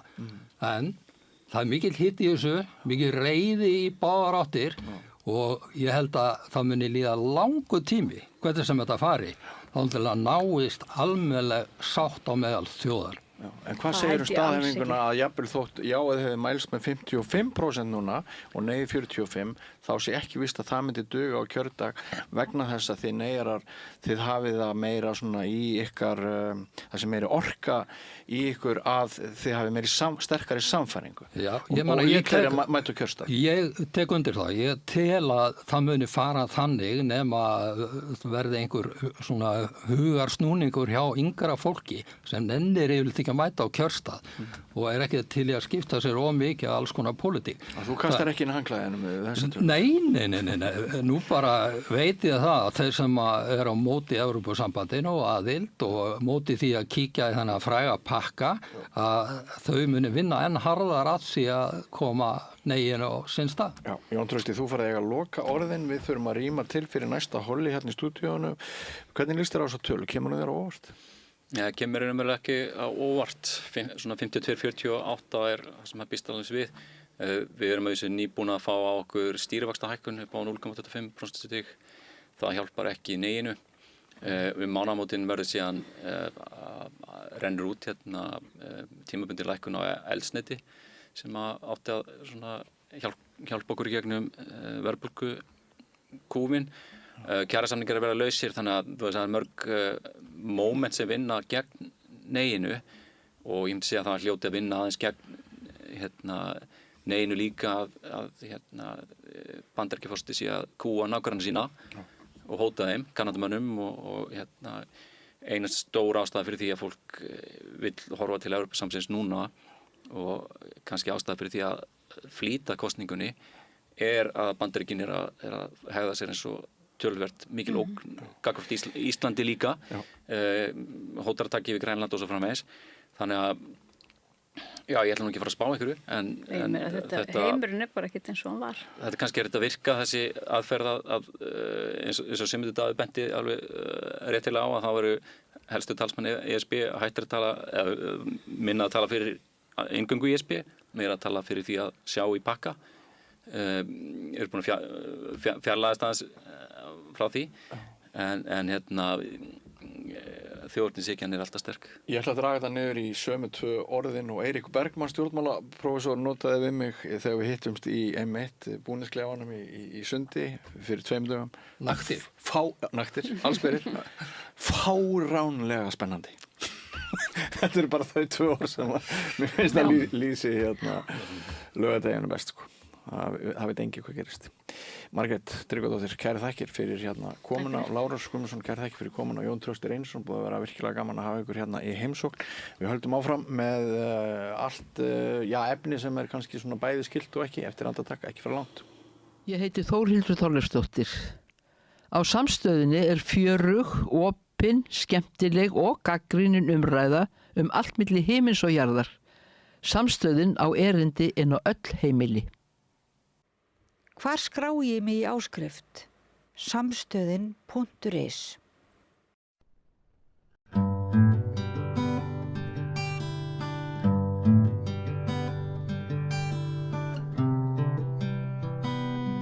Já, komiði sæl. Við ætlum að ræða heilbrigðismál. Til mín er kom Sandra B. Frank sem er formaður Sjúkraliðafélags Íslands og Steinunn Þórðardóttir, formaður Læknafélags Íslands og öldrunarlæknir. Sko, ég hef verið að við heyrum fréttir, það hef verið að nýbúið að opna í hjúkrunarheimili í Urðakvarfi og það á að fara að byggja á Höfn í Hornafirði, það er Reykjaflugvelli og allt mjög jákvætt. Það vantar hjúkrunarheimili. En þá samaður, sko, hver á að vinna þarna? Þegar sko, eru til dæmis, spyrjum á sjúkraliðum, eru til nógu margir menntaðir sjúkraliðar til að vinna þau störf á þessum hjúkrunarheimilum sem að þarf? Stuttasvarið nei, það er ekki. Þetta er alveg hár rétt ábending og áhyggjur sem að þú ert að bera hérna fram. Þetta eru sömu spurningarnar og við höfum verið að velta fyrir okkur og spurt einmitt þessara sömu spurningar þegar við vorum að mæla fyrir umsögn okkar við fjárlaga áætlun síðast ás. Og við hugsaum bara, ok, það er gott og vel að það er verið að byggja hérna ný hjúkrunarheimili og það stendur til að gera þessar byggingar og skapa fleiri rými, en hver á svo að veita þjónustuna? Já. Ég er ekki alveg farin að sjá það og ég sé það ekki í kortunum. Og við höfum áram saman barist fyrir því að reyna að fjölga sjúkraliðum í stétt sjúkraliða og reyna líka að tryggja það að það sé ákveðin svona starfsþróuna ferill innan stéttarinnar þannig að sjúkraliðar sem mennta sig í það að verða sjúkraliðar hafi eitthvað framgangsmöguleika innan sinnar stéttar. Ekki þannig að þið verið sjúkraliðar og farið svo eitthvað annað eins og hjúkrunarfræði eða eitthvað önnur heilbrigðisfög sem er gott og vel, en við viljum náttúrulega bara halda okkar fólki innan fagsins og ein leið sem að hefur verið farin og hefur reynst vel þar sem að hún er notuð, það er einmitt sjúkraliðar sem að fara í viðbótanámið á Akureyri og klára sérhæfingu við öldrun og heimahjúkrun og svo líka samfélagsgeðhjúkrun. Fara margar það er mörg. Já, það sem hafa útskrifast núna, þetta er búið að vera í gangi frá 23, þá eru 90 sjúkraliðar sem hafa útskrifast og þetta er bara verkefni sem að við höfum barist fyrir árum saman, bara til þess að reyna að varpa ljós á það séu þarna framgangsmöguleikar einfagsins. Og það sem að við lendum í er það að það er ákveðin svona menning innan heilbrigðiskerfisins sem birtist í því að það er hver að halda sitt. Þannig að það hefur reynst okkur mjög erfitt að sýna fram á það að þessi tegund menntunar muni nýtast og nýtist vel innan hjúkrunar heimilana í rekstri og í starfsemi hjúkrun aldraða og í heimahjúkrun. Og þetta er bara haldið niðri. Já, þetta er bara verk að vinna. Þetta er þannig að við erum með hjá ríkinu, þá erum við með stofnanasamninga sem er framhald af kjarasamningum. Og í stofnanasamningum þá er svona ákveðin framgangsmöguleiki starfalýsinga á því hvernig starfsþróun sjúkraliða verður. Af því þetta er allt saman, félagsmenn okkar eru allir á launum í samræmi við launatöflu og það er engin á svona markaslaunum eða þannig. Þannig að þetta er bara eftir því bara hvar þú raðist í töfluna og svo eru byrjendalaunin bara einhver ákveðin X sem er 560.000 og svo bara eftir hvar þú ert að vinna í kerfinu þá er ákveðin byrjunarlaun fyrir 100% starf en svo er ákveðin starfsþróunarmöguleiki sem þú hefur innan samningsins en það sem hefur reynst okkur verulega erfitt það er það að tryggja sérhæfðum sjúkraliðum ákveði starf innan stofnanasamnings og starfalýsingu þar að leiðandi og þetta er bara verk að vinna en það sem að hefur tekist að það er að við náðum að gera stofnanasamning við samtök fyrirtæki velferðarþjónustu. Það sem að er náttúrulega sá aðili sem að hefur með rekstur hjúkrunarheimila að gera. Og það var svona, það jákvæða við þetta. Þannig að þessi hópur hefur ákveðin svona möguleika innan hjúkrunarheimilana en það bara dugar ekki til því að við þurfum líka að hafa framgangsmöguleika fyrir hinn almenna sjúkraliða sem er náttúrulega stóri stokkurinn okkar. Sem er náttúrulega bara megin þorri allra okkar félagsmanna eru náttúrulega sjúkraliðar sem eru þá að hafa ekki lokið þessu framhaldsnámi. Og það þarf náttúrulega að vera líka þá möguleiki fyrir þá að hann njóta einmitt tækifæra til þess að láta á sig reyna í störnum sínum og það hefur gengið betur en það sem hefur gerst núna bara allra nýverið er það að til dæmis að á dvalar- og hjúkrunarheimilinu Höfða á Akranesi þar gerðist það óvænta að þar útskrifuðust sjúkraliðar sem voru starfandi starfsmenn í umönnun á hjúkrunarheimilinu. Það var 7 manna hópur sem var þar að vinna, sem að útskrifuðust núna síðastliðið vor sem sjúkraliðar og 4 af þeim fengu stöður sem sjúkraliðar, 3 ekki. Þeir fengu bara samt áfram að vinna sem bara venjulegt fólk, bara í umönnunarstörfum og en fekk ekki stöðu sem sjúkraliða. Og þá velti maður fyrir sér, hvað er eiginlega að gerast hérna? Vantar ekki sjúkraliða? Jú, það vantar sjúkraliða. En það sem kom svo í ljós þegar við fórum að kanna máli betur, það var það að það þjónustusamningur sem gerður við Sjúkratryggingar Íslands rekstur hjúkrunarheimila. Og í þeim þjónustusamningi fylgiskjal sem segir til hlutfall af framlagi til rekstur hjúkrunarheimila, þá rúm 16%, 16,3% sem á að fara í hlut mönnunar á sjúkraliðum. Þannig að ráðningaþakið þessi þjónustusamningur. Excelin sagði þetta bara. Já, í raun og veru. Þannig að þarna það sem hefur ekki gerst í okkar, eða ekki allavega ekki minni til, að það hefur verið ofmönnun af sjúkraliðum, frambúð af þeim til að starfa.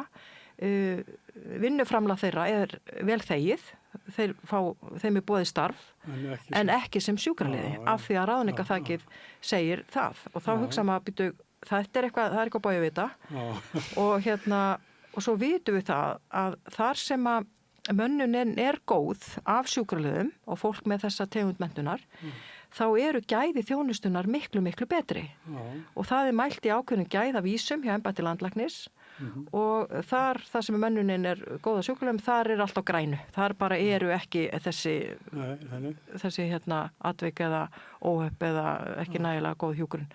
Þannig að þetta helst í hendur, góð mönnun sjúkraliða, veitir betri þjónustu og við höfum bara stóra ágjörð því að það verði ekki nægileg mönnun til þess að fylla öll þessi hjúkrunarheimili. Það bara staðan. Steinunni, ég spyr þig í svona framhald af þessu. Nú þú læknir og það hjúkrunarfræðingur og sjúkraliðar að vinna með þér.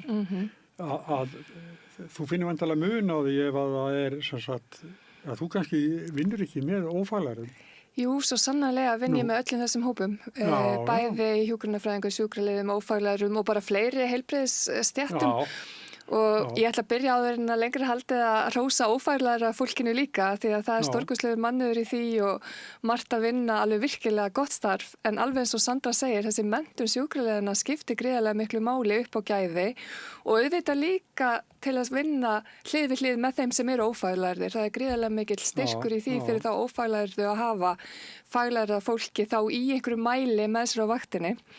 Og ég get bara talað út frá eigin reynslu, ég starfaði í Svíþjóð þarna árum saman í sérnámi og vann þar með sjúkraliðum sem í rauninni höfðu, alveg eins og Sandra að lýsa, fleiri tækifæri til þess að vaxa í starfi og voru með fjölbreyttari verkefni og var treyst fyrir fjölbreyttari verkefnum heldur en hér og maður sá að það laðaði líka inn kannski fjölbreyttari hóp fólks í stéttina og líka kallmenn sem ég held að sé mjög mikilvægt að koma inn í þessa hópa. Ófaglærða hópin, sjúkraliðana, hjúkrunarfræðingana, allar þessar hefðbundnu kvennastéttir, að það mikill styrkur í því. Þannig það að vinna með vel menntuðum sjúkraliða, það bara gulls í gildi og það mjög sorglegt þetta sem að Sandra er að lýsa að það sé eitthvað þak sem að hjúkrunarheimilin þurfa að glíma við, að það sé ekki hægt að ráða þetta bráðnauðsynlega fólk inn í starfsemina vegna þess að það sé eitthvað og ég veit ekki eins og áttum ekki á því hvernig þessi 16% tala var fundin einu sinni. Það var náða sannlega enginn. Hvort að fólk hafi sett fingur upp í loft, ég bara velti í fyrir mér. Já, þetta eru gömul viðmið. Þetta úr samningi 10 ára gömlum held ég að hafa verið. Ég finnst þetta eins og sér að taka áhættu á Akranesi að fæla þá sjúkraliða frá sem ekki fengu vinnu sem sjúkraliðar og búið að vera áfram sem að náttúrulega bara mikið ágefni því að það náttúrulega stendur fyrir dyrum að opna þar 69 hjúkrunarrými á allar næsta árum og þegar að dvalarheimili eða hjúkrunarheimili hefur ekki tekið betur á móti sínu eigin fólki, hvað þá? Þetta er hættulegt. Já, þetta er það. En þetta með, sem að varst að minnast á áðan með steinsteipuna, þetta náttúrulega eitthvað sem við höfum mikið rætt, bæði varðandi hjúkrunarheimili, og kannski sérstaklega hjúkrunarheimili, en líka þetta nýja Landspítalan, hver á að manna þessar hallir sem við erum að byggja sem betur fer, og ég vil alls ekki draga úr því að þetta sé mikilvæga framkvæmdir. En ég held að maður ætti að velja annarkvort. Ætla ég að byrja á því að styrkja stoðið mönnunar eða ætla ég að byrja á steypunni, þá held ég myndi alltaf byrja á mönnuninni. Og við auðvitað verðum, og ég held að við báðar, og fleiri í okkar hópi, forsvarsmanna stéttarfélaga, heilbrigðisstétta, lýsum eftir miklu fastari tökum utanum mönnunarmálin og miklu sterkari, öflugri framtíðarsýn. Það sem þetta er ekki, af því að við upplifum svolítið eins og það séum aðalega við sem erum að tala fyrir akkurat þessu. Að það sé kortlagt hver er raunveruleg þjónustuþörf Íslandinga, íbúa landsins, hvað þurfum við að mannafla til þess að mæta þessari þörf, í staðin fyrir að segja, við ætlum bara að setja þessa peninga í þetta og ég meina það var bara að gera eitthvað með þá sem að vonandi næri ykkurt í áttina því sem fólk þarf, skiljiði. Þú veist, það er eins og upphæðins í ákveðin, ég veit ekki út frá hvaða forsendum, að minnst ekki út frá þjónustuþörfinni, en þess að eins og ég allavega eins og ég skilða, þá hefur hún ekki verið kortlögð. En að því við ætlum að fara að fjölga svona mikið, þegar við höldum okkur aðeins við hjúkrunarplásin, að það var að fjölga þeim mjög mikið, að þá hlýtur að vera ákall að fá fólk, faglegt fólk, öldrunarlækna til dæmis. Hvað getur einn öldrunarlæknir sinnt mörgum hjúkrunarheimilum eða... Akkurat, þau gæða viðmið er í raun ekki til. Það er til ákveðin viðmið landlæknis fagmönnun á hjúkrunarheimilum, þar með tali læknamönnun, en það er svo sem ekki skilgreint sérstaklega hvaða sérgrein læknirinn á að hafa. Og eins og ég skilða þá fá hjúkrunarheimilin ekki nægilegt fjármagn til þess að geta greitt fyrir þessa fagmönnun eins og hún er skilgreint frá embætti landlæknis, þannig að það er nú strax komin töluverð hindrun. Og svo þarf maður auðvitað að horfa á þetta, hvað getur einmitt einn öldrunarlæknir sinnt mörgum heimilum, vegna þess að flestum heimilum er í dag sinnt af heimilislæknum mjög vel, en það er mikilvægt að sé samstarfi öldrunarlækni og aðganga öldrunarlækni og þá er einmitt spurning hversu mörgum íbúum getur einn öldrunarlæknir sinnt í samstarfi við heimilislækna, það er ekki viðmið sem er til. Og svo ég taki líka fram aðra svona tölulega staðreynd að við unnum starfshópur í heilbrigðisráðuneytinu að skýrslu framtíðlæknisþjónustu á Íslandi og það var skilað svona áfangaskýrslu 2024 og þar var verið að reyna að kortleggja sérgreinar lækninga og mönnunagati hverju sérgrein fyrir sig, þar að segja hvaða sérgreinar standa höllustum fæti, hvar vantar mest. Og það voru heimilislæknar sem voru í rauninni fámennastir miða við þjónustu þörfina, enda náttúrulega bara gríðarleg þörf fyrir þeirra þjónustu land allt. Og þar á eftir komu öldrunarlæknar. Og þetta eru þessi stóru, breiðu sérgreinar sem að sinna fólki, svona heilt yfir og eiga að sinna fólki á löngum tímabilum í samfellu. Heimilislæknar auðvitað allæfi og öldrunarlæknar á efri árum og það að fólk hafi ekki aðgang að þessari þjónustu. Og að heimilislæknar sérstaklega ná ekki þessari samfellu í þjónustu við sinn hóp, að það náttúrulega veldur gríðarlegum vandræðum og enda með því að fólk er mest að slökkva elda og taka við málum þegar allt er komið í höng. Í staðin fyrir að geta svolítið haldið utan um fólk bara í gegnum lífið og stunda líka forvarnir og heilsueflingu. Og ég er alveg viss að það myndi koma betur út fjárhagslega þó að maður þyrfti að splæsa í aðeins fleiri heimilislækna, að þá myndi það auðvitað koma betur út varðandi heilsu og líðan þjóðarinnar en líka bara fjárhagslega. Þannig að ég held að þarna á áherslan að vera og þessar stóru breiðu sérgreina sem að sinna almenningi bara í gegnum lífið. Heilbrigðiskerfið er náttúrulega með ansi mikla framlegð fyrir samfélagið að veikt fólk fái heilsu á ný og fær aftur út í samfélagið til að vera þáttakandi því og fullri ferð. Það er náttúrulega, skiptir verulega miklu máli. Þannig að Og það áhugavert að skuli segja þetta, en þess að ég las nú í fréttum nýlega að forstjóri sjúkratrygginga ætlar einmitt að fara í sérstakar skoðun á því hvað það er sem að heilbrigðiskerfið er að leggja fram að mörkum til samfélagsins sem ég finnst áhugavert að koma úr þeirri átt og fagna því auðvitað og ég veit að við viljum gjarna vera með því að sína fram á það en það blasir það við okkur alla daga. En mér finnst líka, ég velti fyrir mig hvað er það sem kallar samt á það að heilbrigðiskerfið þurfa að sanna þetta í beinhörðum peningum að það sé að skila verðmætum. Þetta er umræða sem maður á oft í. Að við framleiðum engin verðmæti, við séum í rauninni bara hít. Já, einmitt, bara semst annan veginn. Botlaus hít. Já, bara þiggja peninga. Já. Og bara kostnaður fyrir samfélagi að það séu hér framleiðslugreinar, það séu hér aðilar sem er að skila verðmætum inn í þjóðarbúið og við erum sem sagt í rauninni að eyða þessum verðmætum sem að mínum að eru þetta alveg galin röksemdafærsla vegna þess að ég meina það er í raun ómetanleg, heilsan er ómetanleg fyrir okkur öll, held ég geti sagt. Og koma fólki til heilsu og til vinnu, það eru peningar líka. Já.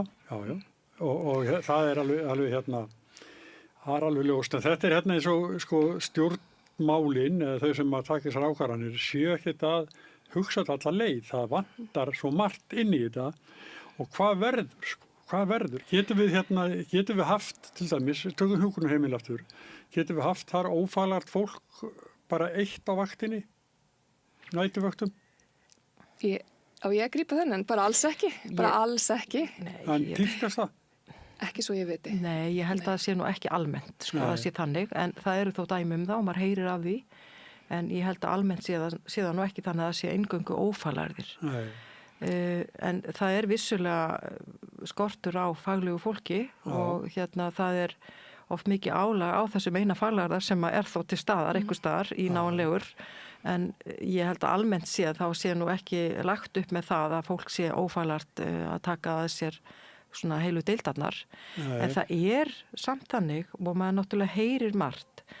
Og það er samt þannig að þessi mönnun, hún mætti vera faglegri og það mætti vera fleiri að sinna morgunvöktum. Það er mikið álag á fólki sem er að sinna morgunvöktunum. Það er náttúrulega sá tími dagsins sem að náttúrulega flestir fara fætur og þurfa að klæða sig og fara í bað og annað, þannig að þetta mikla álag brýst náttúrulega fram í því að það er ónæg mönnun á morgunvöktum. Og það er náttúrulega ekki nógu gott, við vitum það. Það er náttúrulega þá bara það sem gerist og það sem raungerist hjá okkur sjúkraliðum er það að þegar álagi verður svona yfirgengilegt að þá fer fólk að minnka vissi starfshlutfallið enn frekar. Og svo fer það að hætta að taka næturvaktir og svo fer það að hætta að taka þessar þungu vaktir sem eru svona íþingjandi. Þannig að hlutastörfin verða alltaf til staðar í stéttinni sem er ekki heldur nógu gott. Er þetta einhver breyting sem þið sjáu bara milli ára? En þetta hefur verið bara gegnum tíðina. Já. Og var bara, þetta var meira ábyrrandi þegar að vinnuvikan var 40 stundir. Við höfum náttúrulega stytt vinnuvikuna niður í 36 stundir, þannig að það hefur svona aðeins haldist svona þetta starfshlutfall og við höfum náttúrulega reynt að hvetja fólk til þess að vera í fullu starfi. En þegar að álagið er svona mikið og þegar það er svona þungt að sinna morgunvöktunum eins og dæmin sína, að þá er þetta bara vandarsamt verk. Þetta er náttúrulega bara þetta er ekki ótæmandi auðlind að sinna fólki. Og bara til að líka ávarpa það varðandi ófaglært starfsfólk, að það er vissulega mikill mannauður í því fólki. Og bara mikill stuðningur af því að hafa fólk á staðnum. En þekkingin, hún náttúrulega, og þessi faglega þekking í hjúkrun og umönnun, að hún skiptir bara höfumáli, hvernig þú átt að bera þig að, hvernig þú sinnir öðru fólki. Þetta er ekkit meðfædd þekking. Og þeir sem að koma svona afgötum... En læraðu ekki af þeim sem eru að vinna með? Jú, vissulega, en það er líka álag að vera með eitthvað svona ófaglæran og þurfa að leiðbeina viðkomandi og hlaupa á eftir honum til að segja hvað hann á að gera og ekki gera. Þannig að það er líka viðbótar álag. Þannig að það er svona í kortunum að setja á laggirnar einhvers konar umönnunar námskeið eða nám sem að mun sennilega svona byggja upp svona þekkingu, grunnþekkingu sem að ætti þá í raun að vera aðfaranáma sjúkrarlega braut sem er náttúrulega bara mjög gott og það fyrir að bara takast vel því við viljum náttúrulega sinna okkar fólki af fagmennsku og allir vilja vera þar. Ég held að þannig að við bara reynum og vonum að það verði að veruleika en Á sjónum er það kallað pungapróf, á litlu pungan eins og bátarnir og kallað litlu bátarnir. En við viljum náttúrulega ekki að heilbrigðiskerfi horfi til þess að það reddi öllum málum, sko. Nei, þú ert að tala um svona fornám. Já, þá er þetta svona, auðvitað er þetta náttúrulega mannauður sem að hjálpar til, sem er þá leiðin í að læra og verða sjúkrarlegar, sem er náttúrulega frábært ef að verður. En áður við byrjum að tala saman hérna, þá var ég að segja sögu að með föður minn að við vorum svona í vandræði með hann. Þetta var svona inn og út af sjúkrahúsum og einhvern veginn fór alltaf í sama farið og það var ekki fyrr en við hittum öldrunarlækni sem að bara alveg bara hvíld, maður fann bara fyrir hvíld í líkamann bara leið og hann talaði við okkur. Þegar maður búin að greina hvað var að gamla manninum, að þá bara, þetta var bara algjör lúxus, sko, og að heyra þetta. Þú sagði heimilislæknar eru alveg færi, við höfum öll kynst heim, en öldrunarlæknir þá heyriði með meiri menntun varðandi þetta. Já, algjörlega og þetta er náttúrulega okkar sérgrein þá þessi, hvað maður segja, efstu ár ævinar sem oft gríðarlega flókin tími og sá tími sem við þurfum langmest á heilbrigðisþjónustu að halda. Og ég man ekki tölurnar, sko, við neytum langmestrar heilbrigðisþjónustu á allra síðustu árum ævinar, skiljanlega. Fólk komið með fjölþætt heilsufarsvandamál, oft gríðarlega mörg lyf sem erfitt að átta sig á hvernig virka saman og svo færniskerðingu og svo framvegis.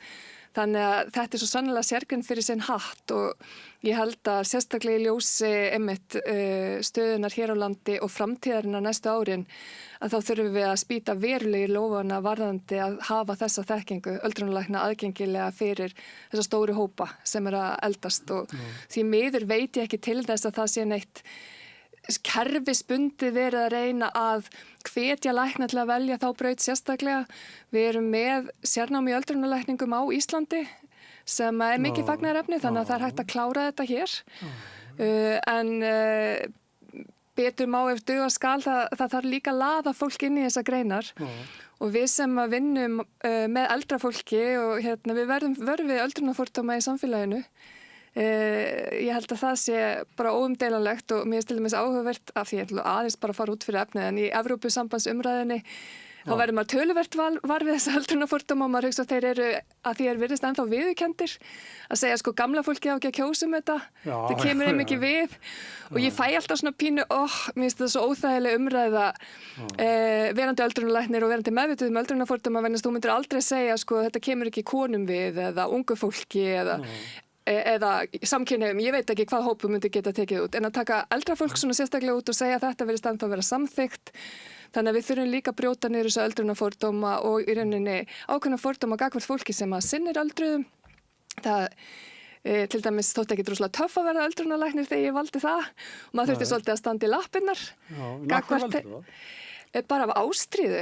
Ég náttúrulega, eins og langflesti læknar, þegar við erum í okkar svona bara beint eftir læknadeild, þá fáum við að vinna á nánast öllum deildum spítalans.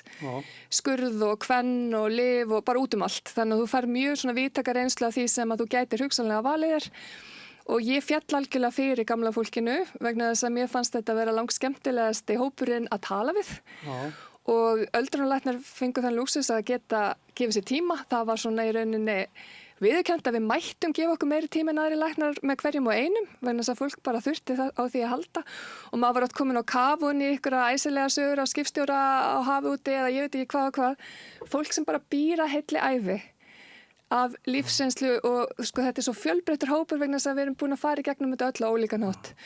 Þannig að ég kolfjall fyrir þessum hópi, mér finnst líka mjög áhugavert að vinna með flókin vandamál sem yfirleitt eru til staðar líka. Þannig að ég hef verið ötult talsmaður þess að læknar velji öldrunarlækningar og horfið til þeirra og ég veit það eru mjög margir öflugir öldrunarlæknar á Íslandi í dag og góða fyrirmyndir. En við reyndum nú að fá smá hvata, óskum eftir því eins og Sandra segir, við erum náttúrulega flest í launatöflum að það væri kannski einn flokkur fyrir það að fara í sérnám það sem vantar. Að maður fengi þá eitthvað svona aðeins auka og það var ekkert hlustað á það. Þannig ég hugsa sko hvar er þessi langtíma hugsun fyrir kerfið okkar og fólkið okkar. Því við vitum alveg við þurfum öldrunarlækna og við þurfum fleiri. Þannig að ég held að þessi reynsla sem þú ert að lýsa sé alls ekki einstök. Af því að komast í hendurnar á aðilum sem eru sérhæfðir akkurat í þessum hópi. Þannig að þetta horfir ekkert framtíðin er ekkert hvað sérstaklega björt þó að það sé ungt og mjög frambarlegt fólk að fara í þetta nám. Það þarf fleiri og við þurfum ykkur að hvata og það þarf ykkur að heildasýn og fólk þarf að segja já, við þurfum að stýra þessu með ykkur hætti. Öldrunarfordómarnir eru eitt. Ég nefni það líka ofta á Landspítalanum í Fossvogi það búið að gera upp allar deildirnar þar nema öldrunardeildina. Hún er ennþá í upprunalegu ástandi og sko ég meina hvaða skilaboð erum við að gefa gamla fólkinu okkar og fólkinu sem sinni því. Þetta er bara eitt lítið dæmi, en lýsandi. Samt, sko, svolítið skert, sko. Það er svolítið skert ljós þarna ef að þessi deild eini er skilin eftir. Já, það segir bara svo margt. Og þegar á að yfirgefa gamla byggingu, eins og núna er verið að tala hvað á að gera við Landspítalann í Fossvogi. Kannski verður það öldrun. Ég meina flott hús, ég ekkert að kvarta. En þetta samt svolítið svona, þegar eitthvað á að uppfæra, þá að fara inn í hátæknina, framtíðina, að þá eldra fólki skilið eftir. Og það eldra fólki sem að liggur á bráðamóttökunni í sólarhring eftir sólarhring eftir sólarhring. Það yfirleitt ekki yngra fólki. Og þetta fólki sem á minnst við því og á alltaf besta skilið. Þannig að þú ert nú komin inn í bara annað en mönnun, þú ert komin í ástöðu mína fyrir eldra fólki. en þetta bara svo stór hluti af okkar áskorunum til framtíðar tengist þessu. Mér langar að spyrja ykkur báðar að því, þið náttúrulega heyrið að áformum hjúkrunarheimili, nýjar deildir og nýjan spítala og annað og spyrja ég sjálf og hvað? Ef ég mætti bara grípa þennan og hvað, það akkurat spurningin sem að maður velti fyrir sér. Ég held að stórum hluta þá liggi þessi spurningi í því að okkur skortir heildar yfirsýn. Og það sem að við erum líka að sjá, að við erum að horfa til þess að styðja betur við það fólk sem að getur búið lengur heima. Heimahjúkrun afskaplega mikilvæg þjónusta og ætti að vera miklu umfangsmeiri og svona marktækari. Og hún á að vera þannig framsett finnst mér að þetta vera þannig að það ekki bara verið að sinna heimahjúkrun heldur líka þessari félagslegu þjónustu sem það vissulega gert að hluta og samtvinnið þjónusta á Reykjavík, bara Reykjavík og borg en ekki allsstaðar þannig. Og heilsugæslu höfuðborgarsvæðisins til dæmis með heimahjúkrun og það verið að sinna heimahjúkrun að hluta til með Kópavogi heimaþjónustu en þetta allt og svona sunduleit skipulag og flókið og þetta þarf náttúrulega að vinnast miklu betur saman og það þarf að efla þessa þjónustu miklu betur og veita fólki tíma heima hjá því. Því að það bara ekki nóg að hlaupa inn og gera það sem þarf skiptum sá, rífa fólk að fætur eða hvað gert á stuttum tíma. Það þarf líka aðeins svona að eiga samtal, bara hvernig hefur þið í dag? Og svo makinn sem þarna að bórast við að styðja sín maka eða hvað það það líka, þetta svona fjölskyldu hjúkrun. Þetta ekki bara maður að mannhjúkrun, þetta eru aðstandendur, það þarf líka að taka út aðstæður, það fólk þarf að fá ákveðin stoðtæki, annar rúm heim í hús og þetta svo margþætt sem þarf að sinna. Stundum það þannig að það þarf að breyta heilu baðherbyggjónu til þess að sé hægt bara yfir höfuð að sinna fólki heima hjá sér. Þannig að þetta þarf bara miklu meiri athygli og stuðning að þessi þjónusta sé veitt af meiri gæðum í heildsinni.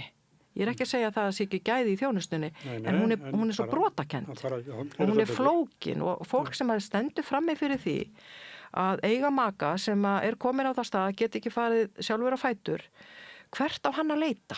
Hvert á hann að fara? Hvar á hann að biðja þjónustuna? Hver kemur og bankar upp á og segir, allt í lagi hér? Þetta þarf að fara svo erfiðan farveg til þess að fá þjónustuna. Og hún einhvern veginn, það svo mikil barátta sem að þarf að einhvern veginn að verða áður en þetta sé komið. Getur ekki staðið í. Já, sem að bara fólk sem að bara nánast, bara komin bara á það stað sjálft að það þarf jafnvel stuðning líka. Þannig að hvert á fólk að fara. Og þetta finnst mér bara að vera ágefni. Ég fæ kannski að grípa þetta aðeins vegna þess að þú spyrði mitt hvert á fólk að fara og staðan í dag svolítið svo að fólk fyrir á bráðamóttökuna. Já, sem náttúrulega í raun versti staðurinn með fullri virðingu fyrir bráðamóttökunni sem frábær bráðamóttöka og sinnir því hlutverki gríðarlega vel en ekki staðurinn fyrir fólk sem í þessum spúrum og bara svona langar að minnast á það, ég held að sé orðin 10 ár síðan eitthvað svoleiðis að það var gert tilraunaverkefni einmitt með öldrunarlæknum að fara með læknisþjónustuna líka í heimahús og þá tvinna hana inn í þetta módel sem að Sandra að lýsa, maður sem hjúkrun og maður sem félagsþjónustu og svo sem með læknisþjónustu og þeir sem voru valdir til þess að vera með þáttakendur í verkefninu voru einmitt einstaklingar sem voru svolítið mikið að koma inn og út á bráðamóttökunni vegna þess að hlutinir heima voru bara að hrynja og þetta gekk alveg vonum framar. Þetta náði að halda þessu fólki heima. Það var hægt að grípa það þegar hjartabilunin versnaði eða hvað sem það var sem var að gerast og sinna því heima og læknirinn þá bara syndi því örar þegar það voru meira krefjandi tímabil. Og eins og segi, þetta var tilraunaverkefni, þetta gekk gríðarlega vel, þetta sýndi bæði fram á sparnað, það var mun ódýrara að sinna fólki heima heldur en það var að koma svona inn og út á bráðamóttökunni. Fólk var gríðarlega ánægt með þjónustuna og rúsinin í pulsuðandunum er svo að svo var þessu bara hætt. Já, þetta er sko tilraunaverkefni. Nei, það var bara ekki áhugi að fjármagna þetta. Og hérna, eins og ég segi, af hverju ferði í tilraunaverkefni ef að þú ætlar aldrei hvort sem er að halda áfram með, ég meina þetta sýnir allt þetta sem þú vildi sýna fram á. Þetta er ódýrara, fólk er ánægara með þetta, fólkinu vegna betur og svo slær þetta bara út á borðinu. Og þetta var óbúslega mikið áfall fyrir okkur af því að við eins og ég segi, öldrunarlæknar erum að sinna þessum hópi niður á bráðamóttöku, það sem mann liggur sólarhringum saman af því að það er ekkert annað í boði og maður sér hvernig fólk ruglast, það tapar færni, það jafnvel kom inn sjálfbjarga en fer út í endurhæfingaþörf eða jafnvel ósjálfbjörga og sko þetta er bara óbúðlegt sérstaklega vegna sem eitthvað eins og þú ert að lýsa Sandra, þessi nærþjónusta, forvarnir, endurhæfing, það er óbúðslega litli peningar sem fari í þetta og því með rosalega lítið svigrúm í dag til þess að sinna fólki með þessum hætti. En þetta er eitt af því sem ætti að bjarga okkur og þeir sem tala gegn steypunni segja við eigum að setja peningan í mannauðinn og færa nær fólkinu og það er eiginlega erfitt að vera ósammála því. Samstöðun ætlar að vera með ykkur í liði í þessu. Já, ég held líka sko bara svona út frá pólitíkinni þá held ég að sé mjög svona lítið svona pólitískt sexy að vera með forvarnir. Því að það skilar svo, árangurinn kemur svo lengur setna og ávinningurinn af pólitíkinni sko, sá sem að beitti sig fyrir því að koma og lækina forvarnir að eftir 10 ár kemur sko ávinningurinn og þá hugst maður bara hverjum er það að þakka og sá sem að stóð frammi fyrir því veist, hann fær enga þakki skildar því hann er náttúrulega löngu farin úr pólitíkinni þannig þetta sé svona eitthvað svolítið svona Sandra, við bara skrifum þetta vilja yfirlýsingu við félögin að við munum reisa styttu af þessum aðeila við munum fylgjast með þessu, það verður reist stytta og þetta verður lengi minnum haft setta okkur virðulegan stað Hugrún heitin Helgadóttir, þingmaður þá Hún fór í siglingu, svona litla bátasiglingu frá Sandgerði í tilefni þess að það var búið að dýpka innsiglinguna og það hefði kostað fullt af peningum og alltaf með það og þá var hún, og hvaða þingmenn samþyktu peningi eitthvað sem aldrei sést. Já, áhugaverður punktur og forvarnirnar eru þetta mjög ósýnilegar og maður sér það einmitt í fjárlagafrumvarpi í gegnum árin hvað þetta er óbúslega lítill liður og oft liður sem er jafnvel verið að draga úr frekar heldur en að bæti í þrátt fyrir það sem fólk segir uppátt opinberlega. Við berjumst áfram. Sandra Franks, formar Sjúkrahjálparfélagsins og Steinunn Þórðardóttir, formar Læknafélagsins. Takk fyrir kærlega fyrir komuna. Takk sömuleiðis. Og rauðaborðið heldur áfram mér eftir augnablik. Við lifum á tímum þegar þörfin fyrir opna og gagnrýna umræðu er brýnni en nokkru sinni fyrr. Ég heiti Ólína Kjerúlf Þorvarðardóttir og ég styð og vel samstöðina, sjálfstæðan og óháðan fjölmiðil. Öflugur og ódýr auglýsingamiðill 40.000 manns sjá eða heyra þætti samstöðvarinnar í hverri viku. Ef þú vilt auglýsa, sendu post á samstöðin@samstöðin.is.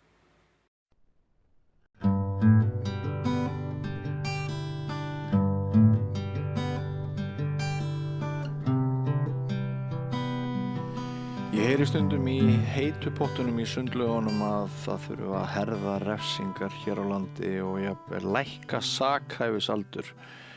Þetta er nú stundum tengt einhvers konar andúð á útlendingum. Menn þykjast sjá erlend börn hér oftar en áður að fremja einhverja glæpi. Og mér langaði að svona forvitnast það hvað sakhæfisaldur, hvers konar breyta hann er, minka afbrot, fækkar glæpum þegar við lækkum sakhæfisaldur. Hún er komin hingað Margrét Valdimarsdóttir, afbrotafræðingur, vertu velkomin. Takk. Svíjar hafa verið með breytingar á þessu sviði, ekki satt? Jú, og bara samþykkt núna í ágúst breytingum að lækka sakhæfisaldurinn í Svíþjóð úr 15 ára í 14 ára og sú breyting mun taka gildi í september og frumvarp var fyrst lagt fram af dómsmálaráðherra í Svíþjóð þar sem var lagt til að lækka sakhæfisaldurinn í 13 ára og það eins og kannski kemur ekki óvart, það var mikil andstæða við það og þá frá bara flestum aðlum, lögreglu, fagaðlum og líka akademísku rannsóknum og alls konar mannúðarsamtökum og þannig að það var lagt aftur fram og þá lagt fram að lækka sakarhæfisaldurinn í 14 ára, ekki 15, nei ekki 13 og það var samþykkt og það mun taka gildi núna í september. Hvers vegna kom þetta ákall fram á sínum tíma? Nú sko, það hefur verið þannig að Svíþjóð eins og flest önnur vestræn ríki, að þrátt fyrir að Svíþjóð hafi eins og flest önnur vestræn ríki verið að sjá almennt svona fækkun afbrota og fækkun alvarlegra afbrota og líka ofbeldisbrota, að þá varð fjölgun hjá þeim af 2020 og til svona 23 mikil fjölgun á alvarlegum afbrotum, alvarlegum ofbeldisbrotum þar sem ungt fólk kom við hlut. Já. Og þetta voru þannig afbrot að þau vöktu gríðarlega athygli í fjölmiðlum, skotárásir, mjög ungir gerendur að fremja skotárásir og sko á síðustu árum hafa bara verið endalaust að dynja yfir sænskan almenning fréttir af mjög alvarlegum afbrotum þar sem að ungir gerendur og svona fréttir sem hafa vakið mikla athygli eins og til dæmis mér dettur í hug Einar rappari, eitt svona frægasti rappari, ungur rappari í Svíþjóð var skotin út á götu til bana 21, minni mig að það hafi verið og af einhverju svona glæpagengi þannig að sko skipulögð brotastarfsemi og glæpagengi og ungir gerendur sem tengjast því hefur verið vandamál í Svíþjóð og þetta hefur vakið mikla athygli og þess vegna skiljanlega hefur almenningur kallað eftir breytingum. Já, þannig að þetta yfirleitt ekki einhverjir krakkar sem að taka bara sjálfstæða ákvörðun það að drepa mann eða eitthvað svoleiðis heldur. Þetta ungt fólk í krumlum einhverja hópa. Já, það mikið af þeim sko og það er svona, ég hef verið að fara yfir mikið af upplýsingum þetta, bæði frá sko skýslum frá sænsku lögreglunni, akademiskar rannsóknir og alls konar skýslur sem hafa verið að birtast þetta vandamál í Svíþjóð og það er þannig að sko hluta þessu krökkum er að skipulögð brotastarfsemi nýtir sér bara þroskaleysi einhverja krakka og borga þeim hreinlega peninga fyrir að einhvers konar árásir. Einhverja þessu krökkum eru kúið til alvarlegra árása en svo eru líka bara, hefur verið eins og orðið svolítið þekkt að hafa á síðustu áratugum hafa verið að spretta upp svona mjög jaðarsett hverfi í þessu stórborgu Svíþjóð sem Malmö, Stokkólmi og Gautaborg og í þessum hverfum hefur orðið svona mikið svona einhver glæpagengi og líka úlingagengi og þetta eru krakkar sem að í þessum hverfum sem upplifa að þau vilja þetta bara tilheyra einhvers konar hópi og upplifa líka að þau séu að fara í gengi og muni þess vegna fá einhvers konar vernd bara frá öðrum í hverfinu við að vera í þessu gengjum. Þannig að þetta hefur verið svona raunverulegt vandamál sem hefur borið mikið á í Svíþjóð og sænsk stjórnvöld að bregðast við því. Já. En þessi breyting sem hefur verið að fara í akkurat núna, hún skynsamleg? Já. Sko það einmitt bara núna nýlega í síðasta mánuði kom út ný rannsóknargrein sem mjög umfangsmikil þar sem að það voru tekin saman öll inngrip og allar breytingar sem hafa verið gerðar bæði í Svíþjóð og Danmörku á svona síðustu 15-20 árum og árangurinn af öllum inngripunum var bara metinn. Og þá svona ýmislegt sem kom í ljósa að getur mögulega borið árangur, þar að segja að fækka í hópnum sem svona ungmenna sem að fremja alvarlega afbrot, alvarlegt ofbeldi. En þar var meðal annars kannað árangurinn af dönsku inngripi sem var nákvæmlega það að lækka sakhæfisaldurinn í Danmörku frá 15 ára í 14 ár. Hvað ár? Þetta var 2010 til 12.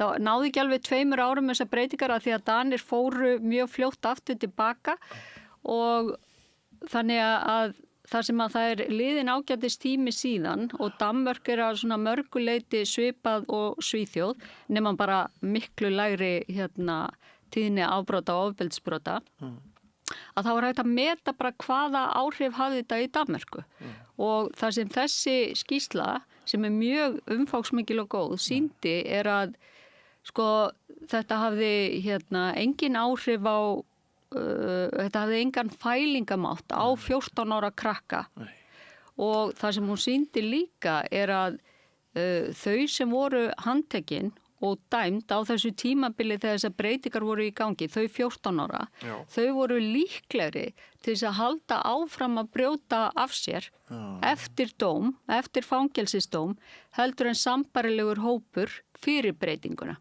Þannig að og þessar niðurstöður úr Danmörku rýma alveg við niðurstöður svo sem frá öðrum löndum.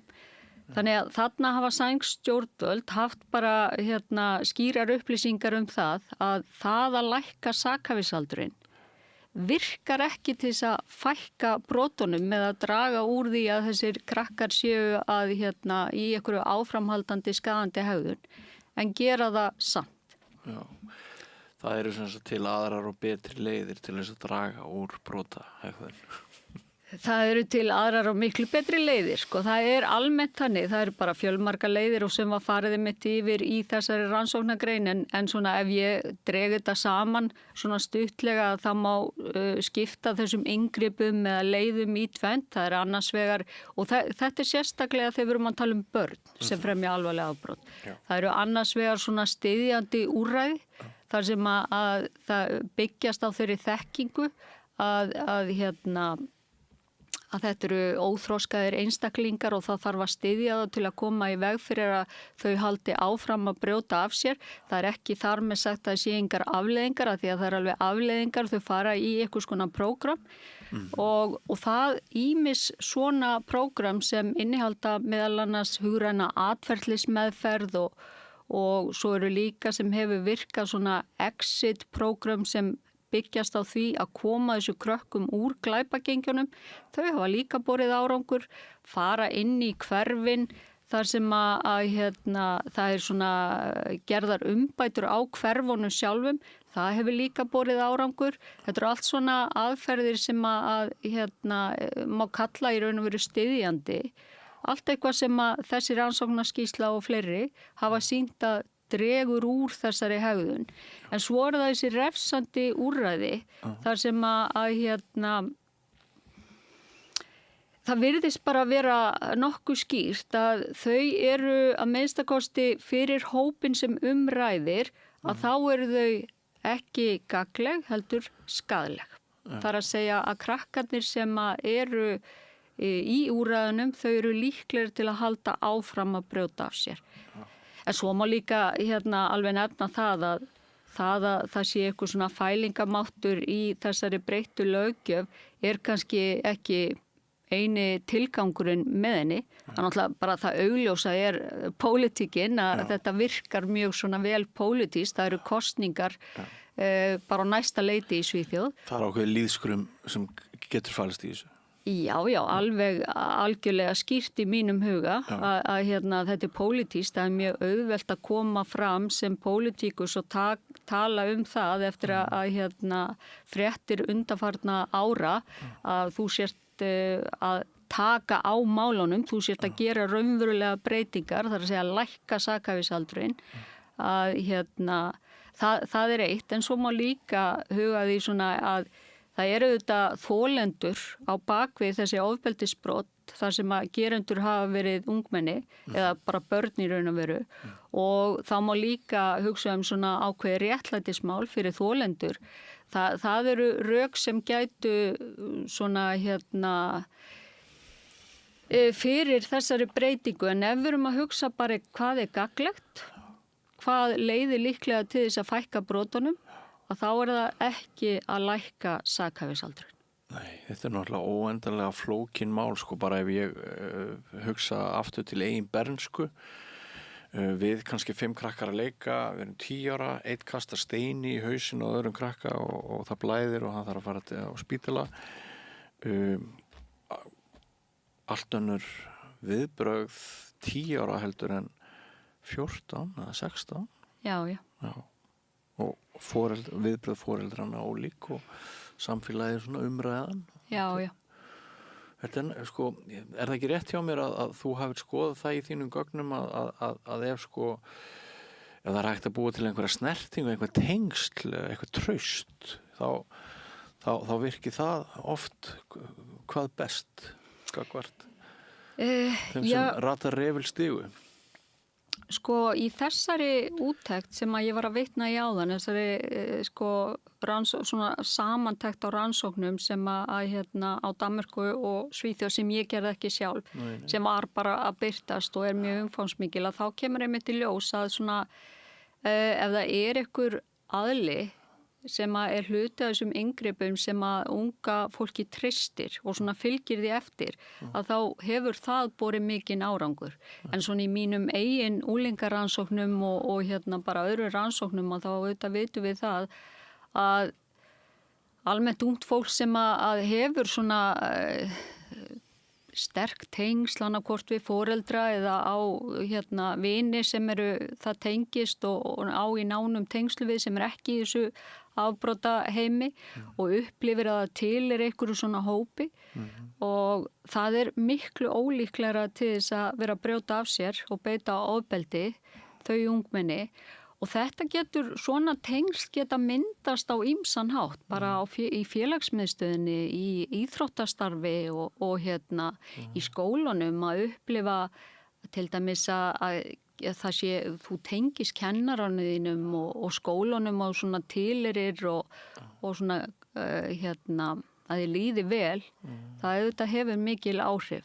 Þetta sko, ef maður hugsar svona þetta unga fólk, að þá getur maður eiginlega sett þetta upp á tvennan hátt. Það eru annars vegar forvarnir sem að virka bara fyrir unglinga almennt, svona ekkit endilega þau sem í einhverjum vandræðum og ekkit endilega fyrir versta hópin eða þau sem í vandræðum og svo það inngripin fyrir þau sem hafa þegar verið að valda einhvers konar skaða eða beita ofbeldi og þetta ekki endilega sömu úrræðin.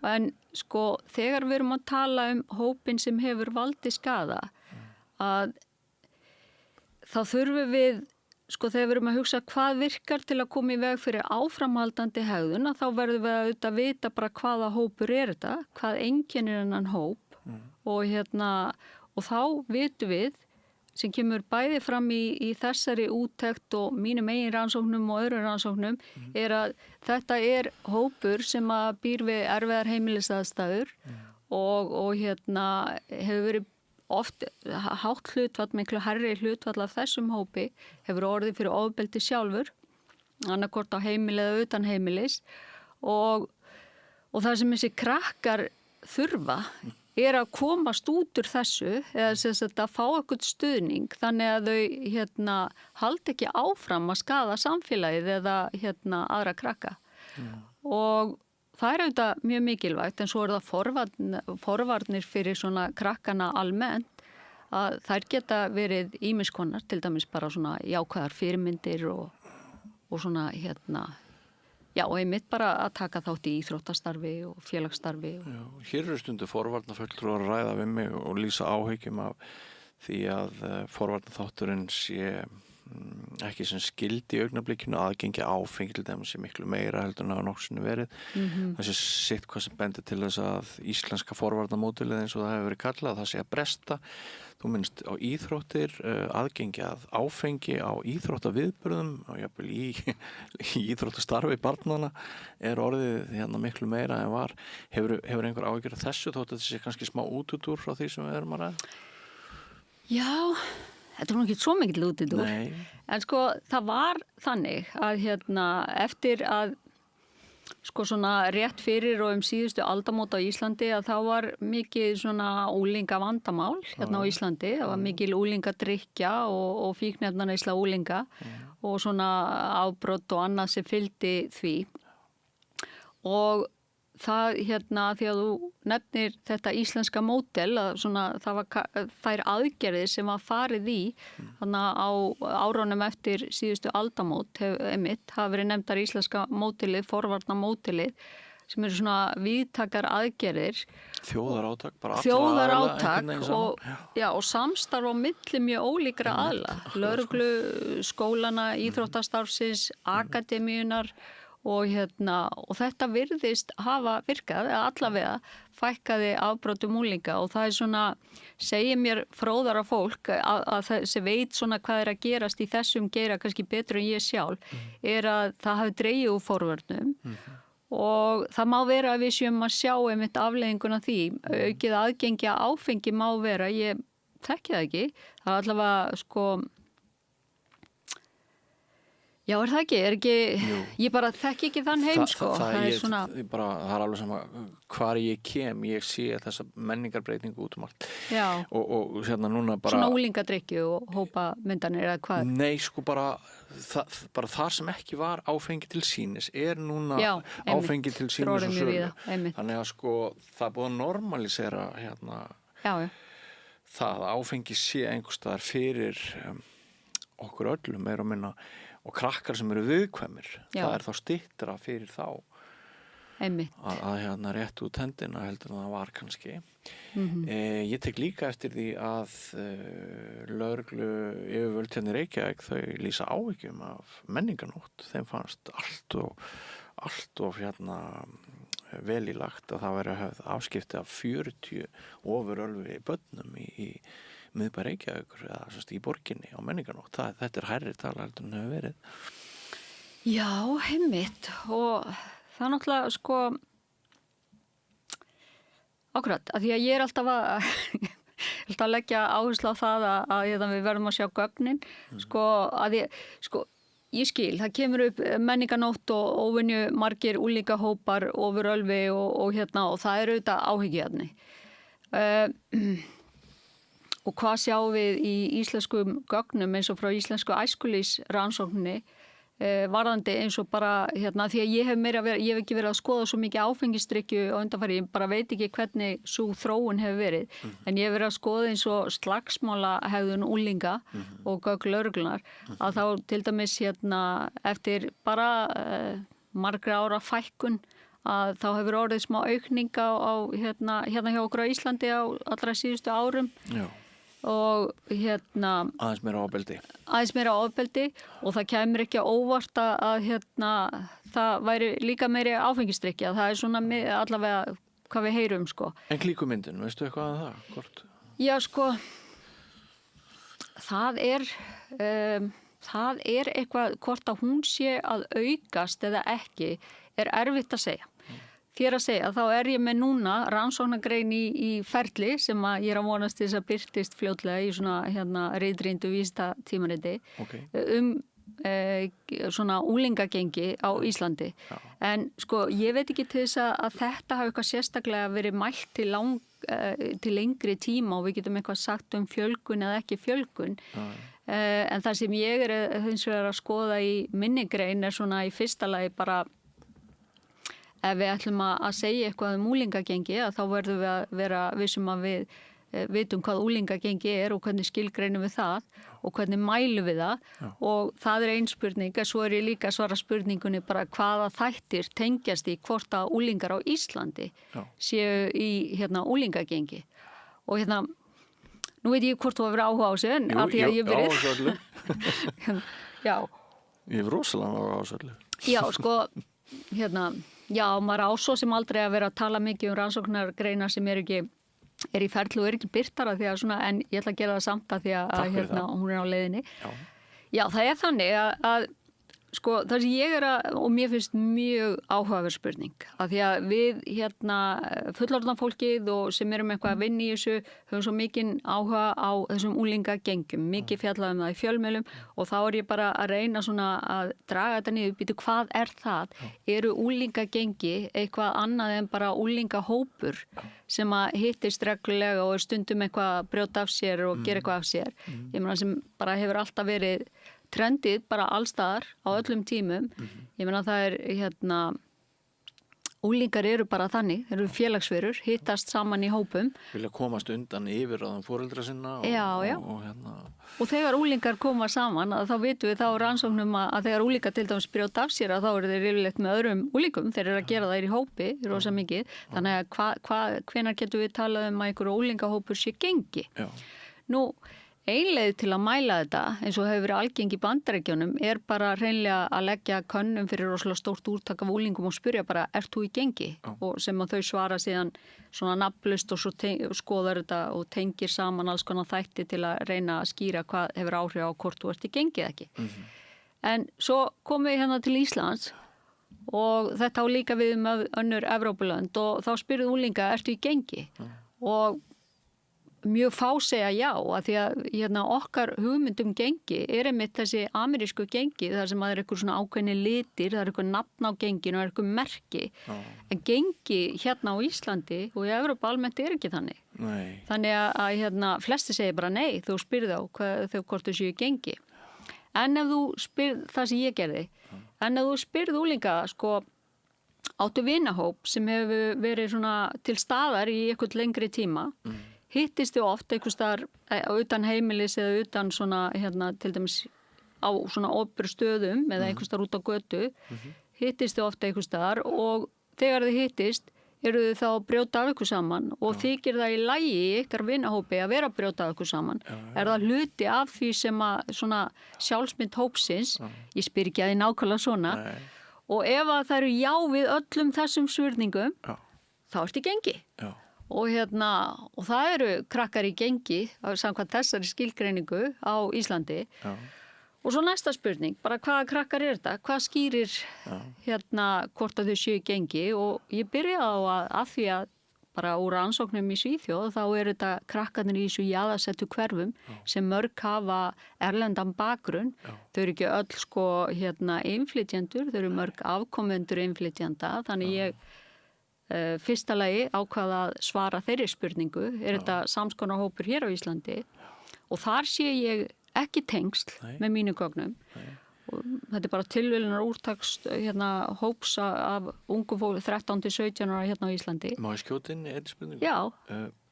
Getum við þó ekki sagt að það séu nú þegar komið eitthvað svona gettó fyrir innflytjendur sem býður aukin hættu heim? Sko, það, ég meina,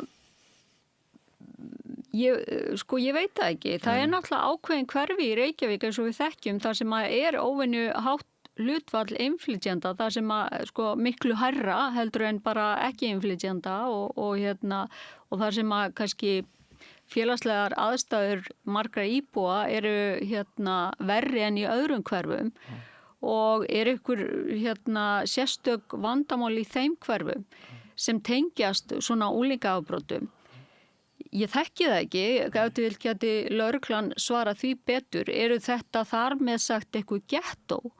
Ég myndi ekki nota það orðalega minnstakosti núna en það sem við ættum hins vegar að gera til að koma í veg fyrir að við séum að horfa fram á eitthvað í líkingu við það sem hefur að gerast í Svíþjóð að reyna að passa að það verði ekki til eitthvað svona jaðarsett hverfi þar sem að það bara hópur af fólki sem býr við einhvers konar bágar aðstæður og tengist ekki samfélaginu. Við verðum að reyna að koma í veg fyrir það.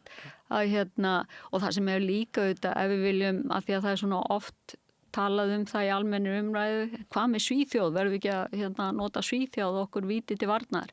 Það sem við ættum auðvitað líka að skoða og hefur gerst í Svíþjóð, ef við viljum læra eitthvað af Svíum, að þar hefur andstaða á svona Já, það að minnstakosti það sem kemur fram í rannsóknum að það hafa verið mjög miklir fordómar gagnvart innflytjendum í Svíþjóð, að minnstakosti innflytjendum frá ákveðnu löndum, ekki hvítum innflytjendum, sem að líka hefur gert það svolítið erfitt held ég fyrir innflytjenda að aðlagast sænsku samfélagi. Það sem við verðum auðvitað að passa hér á Íslandi er að fara ekki þá leið. Já, og svo hef ég líka lesið í tengslu við þetta fræðigreinar um það hvað fjölmiðlun, hvað frétta mennskan getur mögulega haft mikið að segja um þessa fordóma og þessi viðhorf að ég hef lesið ritrindagreinar um það að í Danmörku þá hefur að jafnaði verið jákvæðari vingill, jákvæðari umræða innflytjendur heldur en í Svíþjóð sem já, þegar ég var að lesa læra fjölmiðlafræði á hvernig 2015, 16 Já, okay. þá var þetta hluti af námsefninu og maður verður að lesa einhverja greinar um þetta. Já. Þannig að það er svo margt sem getur spilað þann inn í. Já. Ný, ég held að sé mikilvægt fyrir okkur að til að byggja upp svona farsælt samfélag að fólk sem er bara þegar komið hingað og ætlar sér að verða hluti á okkar samfélagi að við tökum þátt í að það sé hægt. Það að segja að við séum ekki að skerða tækifæri fólks til þess að verða hluti af okkar samfélagi með því að búa til einhverja tvo hópa við og þið. Að þetta verði ekki svona til einhver gettó, en hvort það séu komin upp einhver kallar Breiðholti gettó, ég myndi svo sem ekki gera það sko. Nei, ég myndi ekki gera það. Og ég nú gamall Breiðholtingur og fer mikið í Breiðholti og fer þar í sund og æfingu og bara líður mjög vel í Breiðholtinu. Nei, ég er að segja bara að þetta er mikilvægt, en það sem allavega við fer aftur í rannsóknina mína. Já, afsakaðu skyldi trufla þig. Nei, guð, bara samtal. Já. Það er þá sé ég það að þetta eru krakkarnir sem að í minni rannsók sem að flokkast þarna undir að vera í einhvers konar gengi eru krakkar sem búa við erfiðar heimilisaðstæður. Það er það sem þau eiga sameiginlegt. Já. Og það er þá, þú veist, til dæmis bara lítið eftirlit foreldra.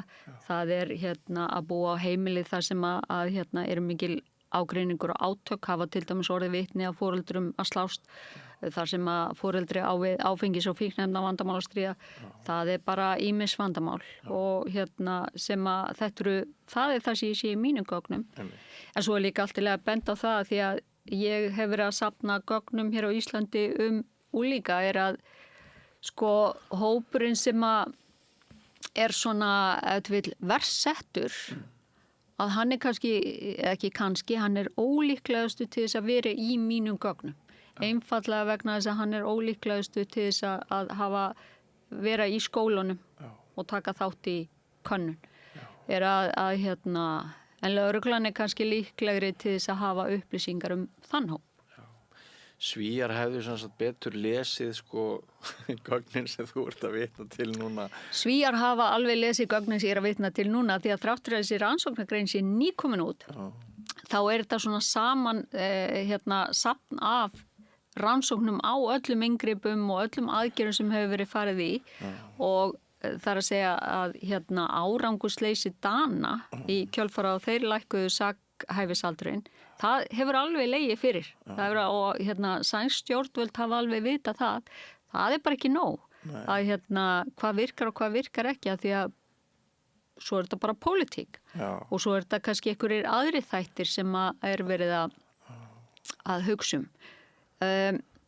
Þegar ég segi að það virka að árangursleysi Dana að ef að árangur er að fækka brotunum, skaleri hegðun hjá þessum hópi 14 ára krakkum að þá virkaði það ekki það hafi öfug áhrif. Það er að segja krakkarnir sem voru handteknir 14 ára meðan þessi breyting var í gildi voru dæmd í fangelsi, þau eru líklegir til að hafa farið inn í enn verri afbrot og alvarlegri eftir afplánun. Já, mann grunar þetta nú svo sem alltaf í manns eigin hjarta að þú komir ekki endilega út sem betri manneskja ef þú ert ung, frelsissvift og lokuð inn í einhverjum klefa.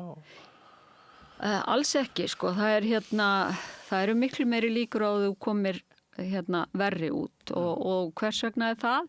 Að því að það eru ýmsar ástæður fyrir því og ein sú að þú ert þarna með einhvern stað þar sem er samansapn af krökkunum sem eru versett. Þau eru að beita mestu svona brotahegðunin og þau eru með veikasta baklandið og eru svona versett. Þau eru öll saman á einum stað. Þannig að þau eru að læra af hvort öðru, þau eru að félagsmótast af hvort öðru, þau eru að mynda tengsl sem þau síðan halda áfram og halda í eftir að út er komið.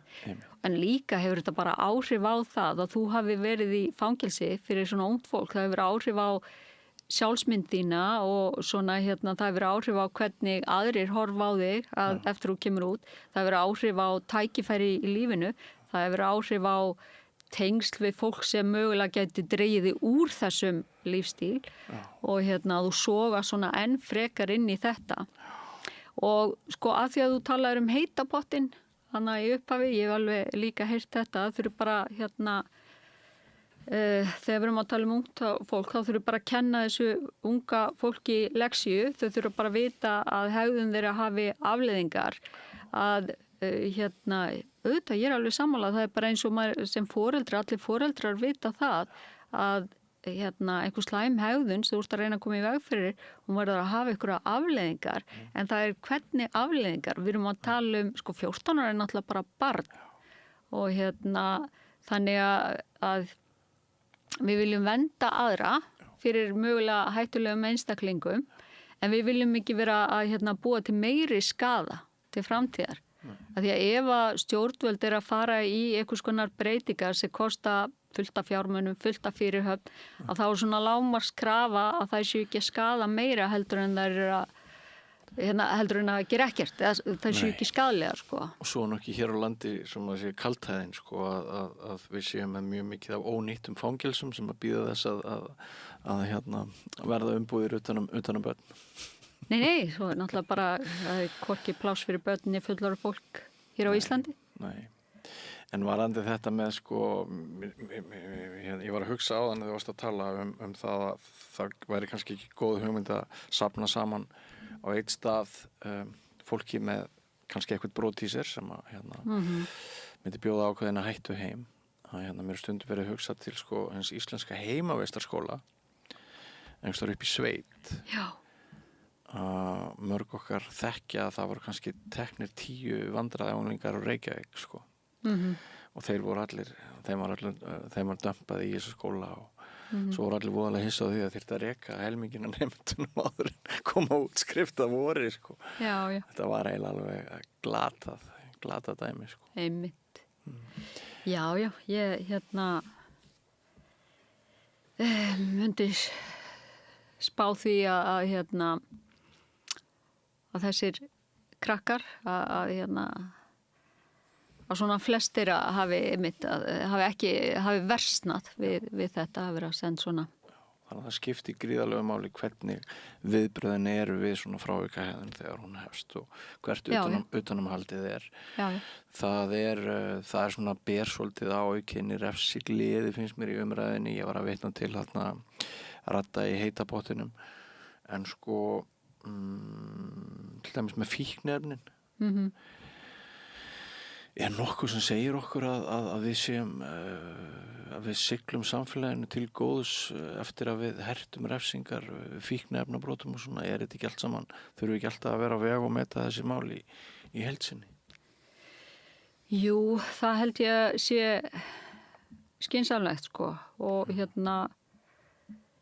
veit ekki, refsingar á Íslandi eru nú samt ekki mjög svona harðar í alþjóðlegum samanburði og ekki heldur í samanburði við hinn Norðurlöndin, sko.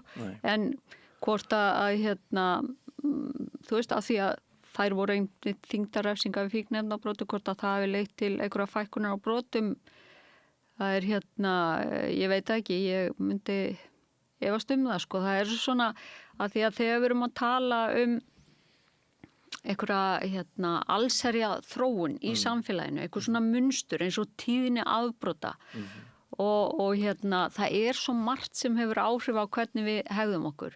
Þannig að það því miður bara raunveruleikin þannig að maður getur ekki bent á eitthvað eitt, þetta hefur áhrif og þess vegna fór afbrotum að fækka eða eitthvað þannig. Nei. En þetta náttúrulega, að því þú nefnir þetta, þá þetta svona almenna mynstrið sem kaldhæðnislegt, að hérna á sama tíma og afbrotum og alvarlegustu afbrotunum manndrápum hefur fækkað mikið, að þá hefur svona hérna umræðan þannig eins og þeim sé að fjölga og hérna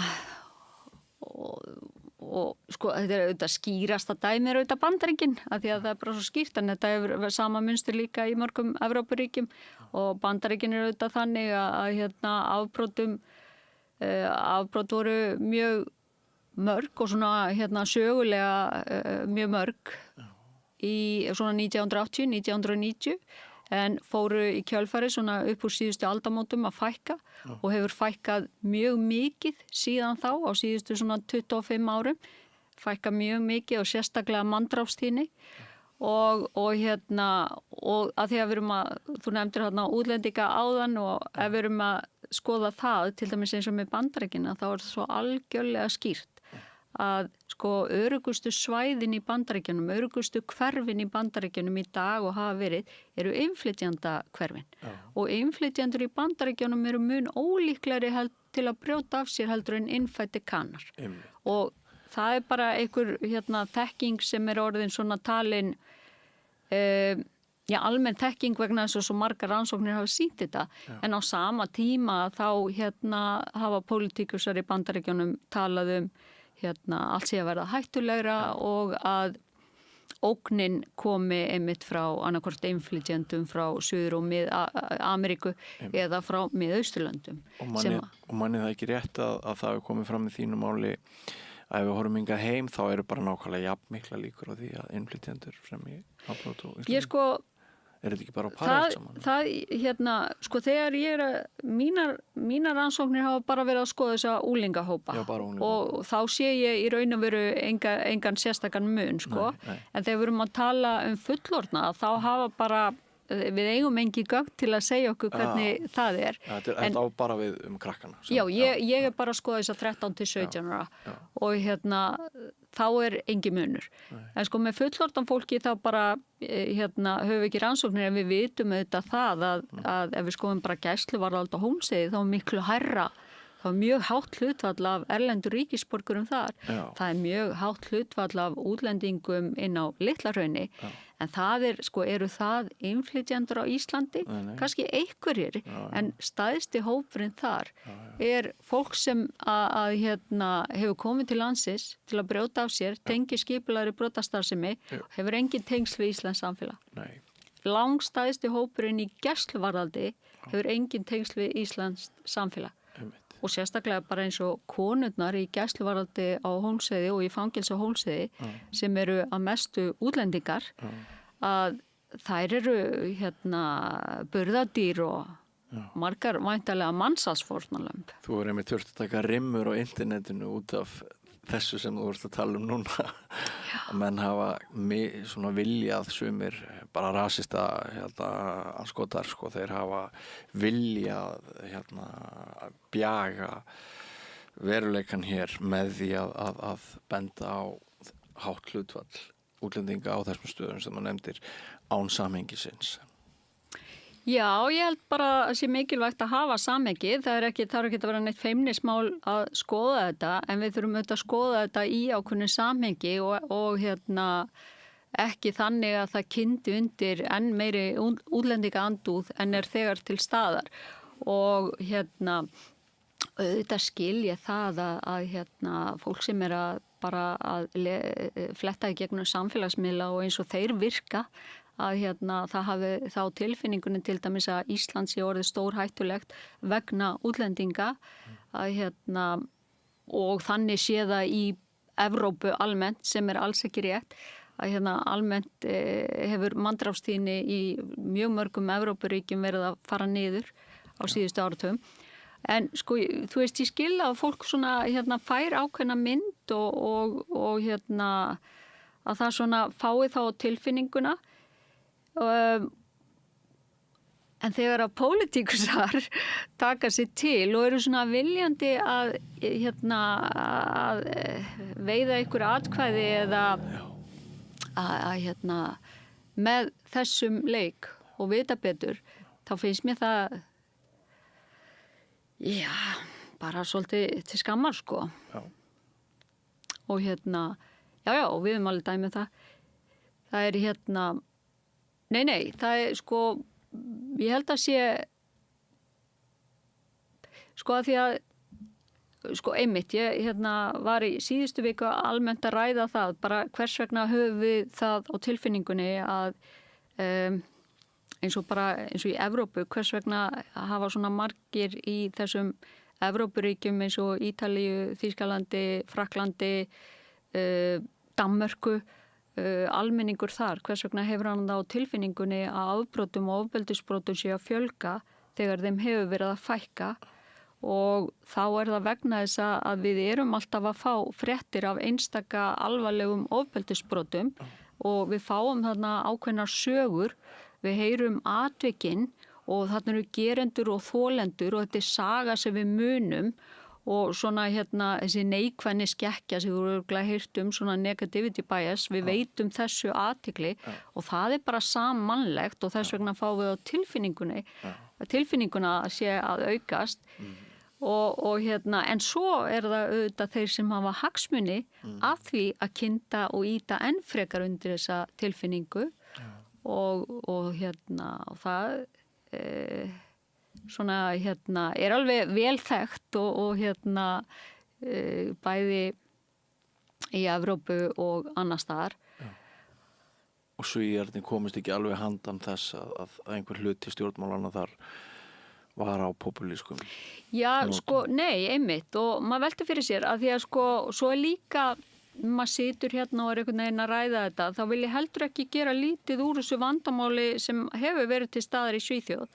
Af því að þráttur að manndráttvíðni sé almennt lægri í dag og miklu lægri heldur hún var 1991 í Svíþjóð, miklu lægri, að þá er þetta kemur þarna upp þessi ár 21, 22, 23, þar sem að það er bara rosa fjölgun á skotárásum. Og svona sérstaklega þar sem að ungir gerendur. Þetta er svona alvöru vandamál, það er ekki eitthvað tilbúningur, þessi birtist bara í tölum lögreglunar og annar staðar.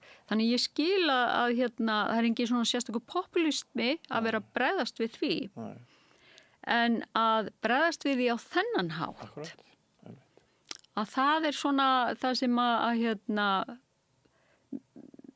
ég velti fyrir mér og ég auðvitað er hluti að því bara að almenningu vill breytingar og þetta er skýrbreyting, það er bara að lækka sakhæfisaldurinn, bara að senda þessi börn í fangelsi 14 ára og það hefur áhrif og það er allir að hugsa þessar hvenær eru kosningarnir í Svíþjóð 10. september, eftir nokkra dag, það gaf þannig. Já, það veit.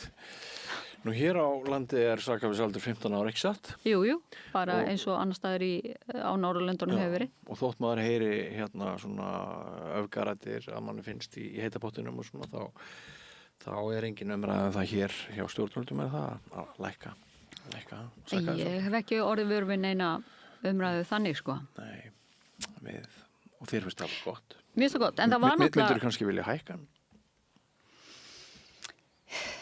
Ég veit það ekki sko. Ég held að það hefur nú verið þannig á Íslandi að þráttur að 15 ára börn séu sakhæf og getur fikið dóm að þá faraðu ekkert inn á Litla-Hraun. Það hefur bara ekki tíðkast hérna. Og þannig að það er bara fyrir alvarlegustu brotin að þá er skynsamlegt að það sé ykkur afleiðingar og það fari ykkur stuðningu fram þannig að á þeim tíma þar sem að er verið að afplana. Þannig að ég held að það sé alveg mikilvægt. Ég er svo sem ekkert að kalla eftir að hann sé hækkaður en hann er samt hærri í mörgum öðru löndum. Hann er reynda lægri alveg líka í öðrum löndum. Getur þú nefnt mér einhver lönd þar sem hann er hærri? Var það ekki Frakkland þar sem hann er, og nú man ég þetta ekki alveg. Hann er 16 ára í einhverju löndum hvort það hafi verið Nýja-Sjáland, en ég meina svona 12 ára í einhverju löndum og í Bandaríkjunum þetta mismunandi á milli fylkja og já, þannig að það svona, en það hefur verið mjög lengi, bara öll Norðurlöndin hafa verið með 15 ára og svo Danir prófuðu 14 ára. Bökkuðu tilbaka og eitthvað 1,5 ára setna og Svíar að fara þá leið núna. Að þannig að það er svona spurning. Já, í kjölfar hrinu af brotum og mjög ungir gerendur ítrekkað sig endurtekið. Já, einmitt. Ef maður á mála hjá einhvers konar mafíu og hún gefur þið dóp og gefur þið mat og hún gefur þið peninga og þú þarf bara að gera þetta fyrir mafíuna í staðinn og kannski þarf að gefa líkamaðinn einhverjum, ég veit það ekki. En líklegt að þetta með hvort þú farir í fangilsi eða ekki, maður ekki bara einhvern veginn á þeim stað að ef maður svona móttækilegur fyrir því að vera misnotaður hvað segja fræðin, spámaður í fangelsisrefsinguna pluss allt hitt, en maður ekki bara á einhvern veginn á þannig stað að maður ekki að taka góðar ákvarðanir Já, það bara almennt krakkar svona harðar refsingar í framtíðinni hafa rosa lítinn fælingamátt á krakka og ég tala nú ekki eins og þessar aðstæður sem þú ert að lýsa. Það eitt sem ég manna eftir sem ég langar að mæla með, það RÚV búin að vera að sýna sænska þætti sem heita allavega á íslensku þýddi sem Hundarnir svona það sem við erum að ræða svona að hluta til að minnstu kosti. Mér finnst þetta vel gerði þættir. Mér finnst þetta svona lýsa ákveðnu gefur innsýn í þennan heim. Gefur innsýn inn í þennan heim í Svíþjóð sem að ég hef bara innsýn inn í heim í Svíþjóð úr einhverjum skýrslum sem að lögreglan að birta, einhverja greiningadeildir lögreglunar og akademísku rannsóknum og svona. En þannig að allavega rýma þessi þætti við það sem að koma fram þar. Áhugavert, þá bara ætla ég að kíkja á þessa þætti. Já. En einmitt það að samsama sér einhvers staðar og njóta, ef maður nýtur virðingar líka, þá við leitum öll eftir þessu jafnvel, og þarna eru mörg okkar ef við stöndum tæft til í að ganga ansi langt í vondri hegðun ef við fáum og skaðlegri hegðun og hegðun sem skaðar aðra. Ef við fáum þessa tilfinningu að við séum að samsama okkur með einhverjum og að ekki sé talað ef við njótum virðingar. Já, einmitt. Það bara svona samanlegt. Það skiptir miklu máli. En það sem líka bara, þegar mér dettur í hug, að það sem þegar að það búið að mynda svona einhver skipulag brotastarfsemi og glæpagengi og þau eru búin að vera að byggjast upp í langan tíma. Þá miklu erfiðara að fara einhvern veginn að grípa inn í heldur en að reyna að grípa inn í og koma í veg fyrir að krakkar leiti í þetta eða tengist þessu. Að því eins og til dæmis bara ég las í einni grein þar sem var viðtal við unga menn sem voru í svona exit-programmi í Svíþjóð. Þar að segja að það var þetta svona úrræði fyrir unga menn sem hafa brotið af sér en vilja bara slíta sig úr þessu, snúa við blaðinu. Og þeir töluðu það að þeir vildi ekki lengur lifa í þessum heimi. Þeir áttuðu sig á því að það væri miklu minni vernd en þeir héldu. Það væri í raun og veru bara hættulegra og svo fyrir utan að þá fenguðu bara svona það sem að gerast bara viðbjóðslegt og mér langar ekki að vera hluti af þessu lengur og þáðu þess vegna aðstoð að komast út úr þessu. En svo þegar þeir eru komnir út og aðstoðin fálst í þessu tilviki að minnstakosti í því að hjálpa þeim að flytja úr hverfinu í annað hverfi eða jafnvel í aðra borg og hjálpa þeim að fá vinnu. Þannig að gætu svona byrja að byggja upp eitthvað líf eitthvað annars staðar.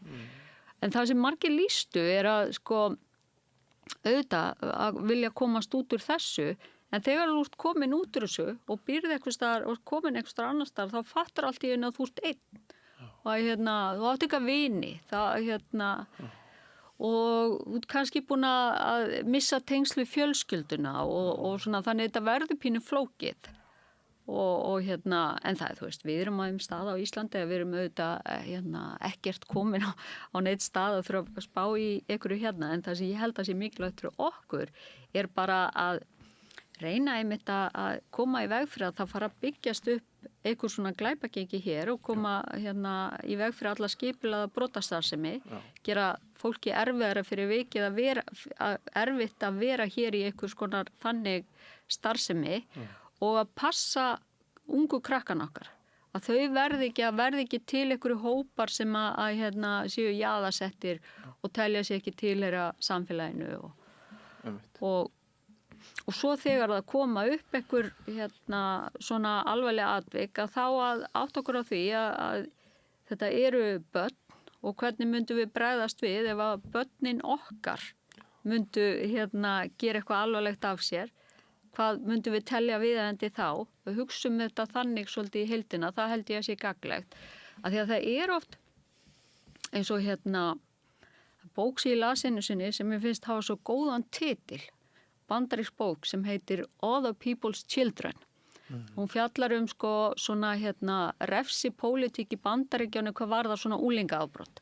Er að það fólk kallar eftir harðari refsingum þegar það heldur að inngripin og refsingarnar muni beinast að einhverjum öðrum krökkum og þá er það yfirleitt innflytjenda krökkunum og svörtum krökkum. Það er bara ekki mínir krakkar. En þessi krakkar getur auðvitað verið alls konar. Já. Þetta alls saman mjög umhugsunarvert. Búið að vera fróðlegt og áhugavert að spjalla við þig, Margrét. Takk fyrir þetta. Takk sömuleiðis.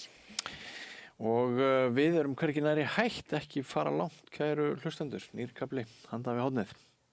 Ég heiti Kristinn Sigmundsson og styð Samstöðina. Samstöðin er óháð sjónvarpsstöð sem fjallar þjóðfélagsmál á vandaðan og yfirvegaðan hátt. Ég skora á ykkur að styðja hana með því að gerast áskrifendur. Samstöðin er ómissandi. Hvar skrá ég mig í áskrift? Samstöðin.is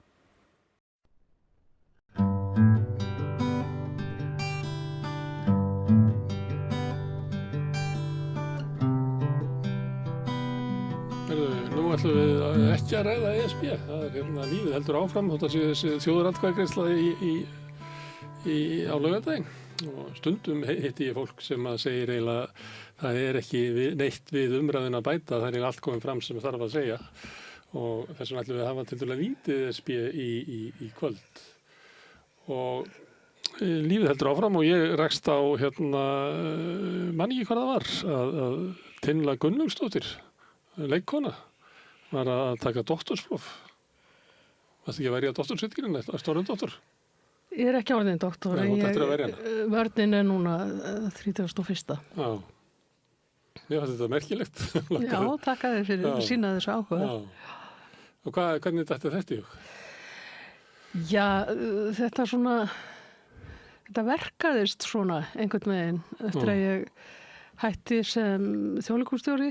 Þá og hafði verið leikkona áður í 25 ár og fannst einhvern veginn tímabært að snúa mér að einhverju öðru. En ég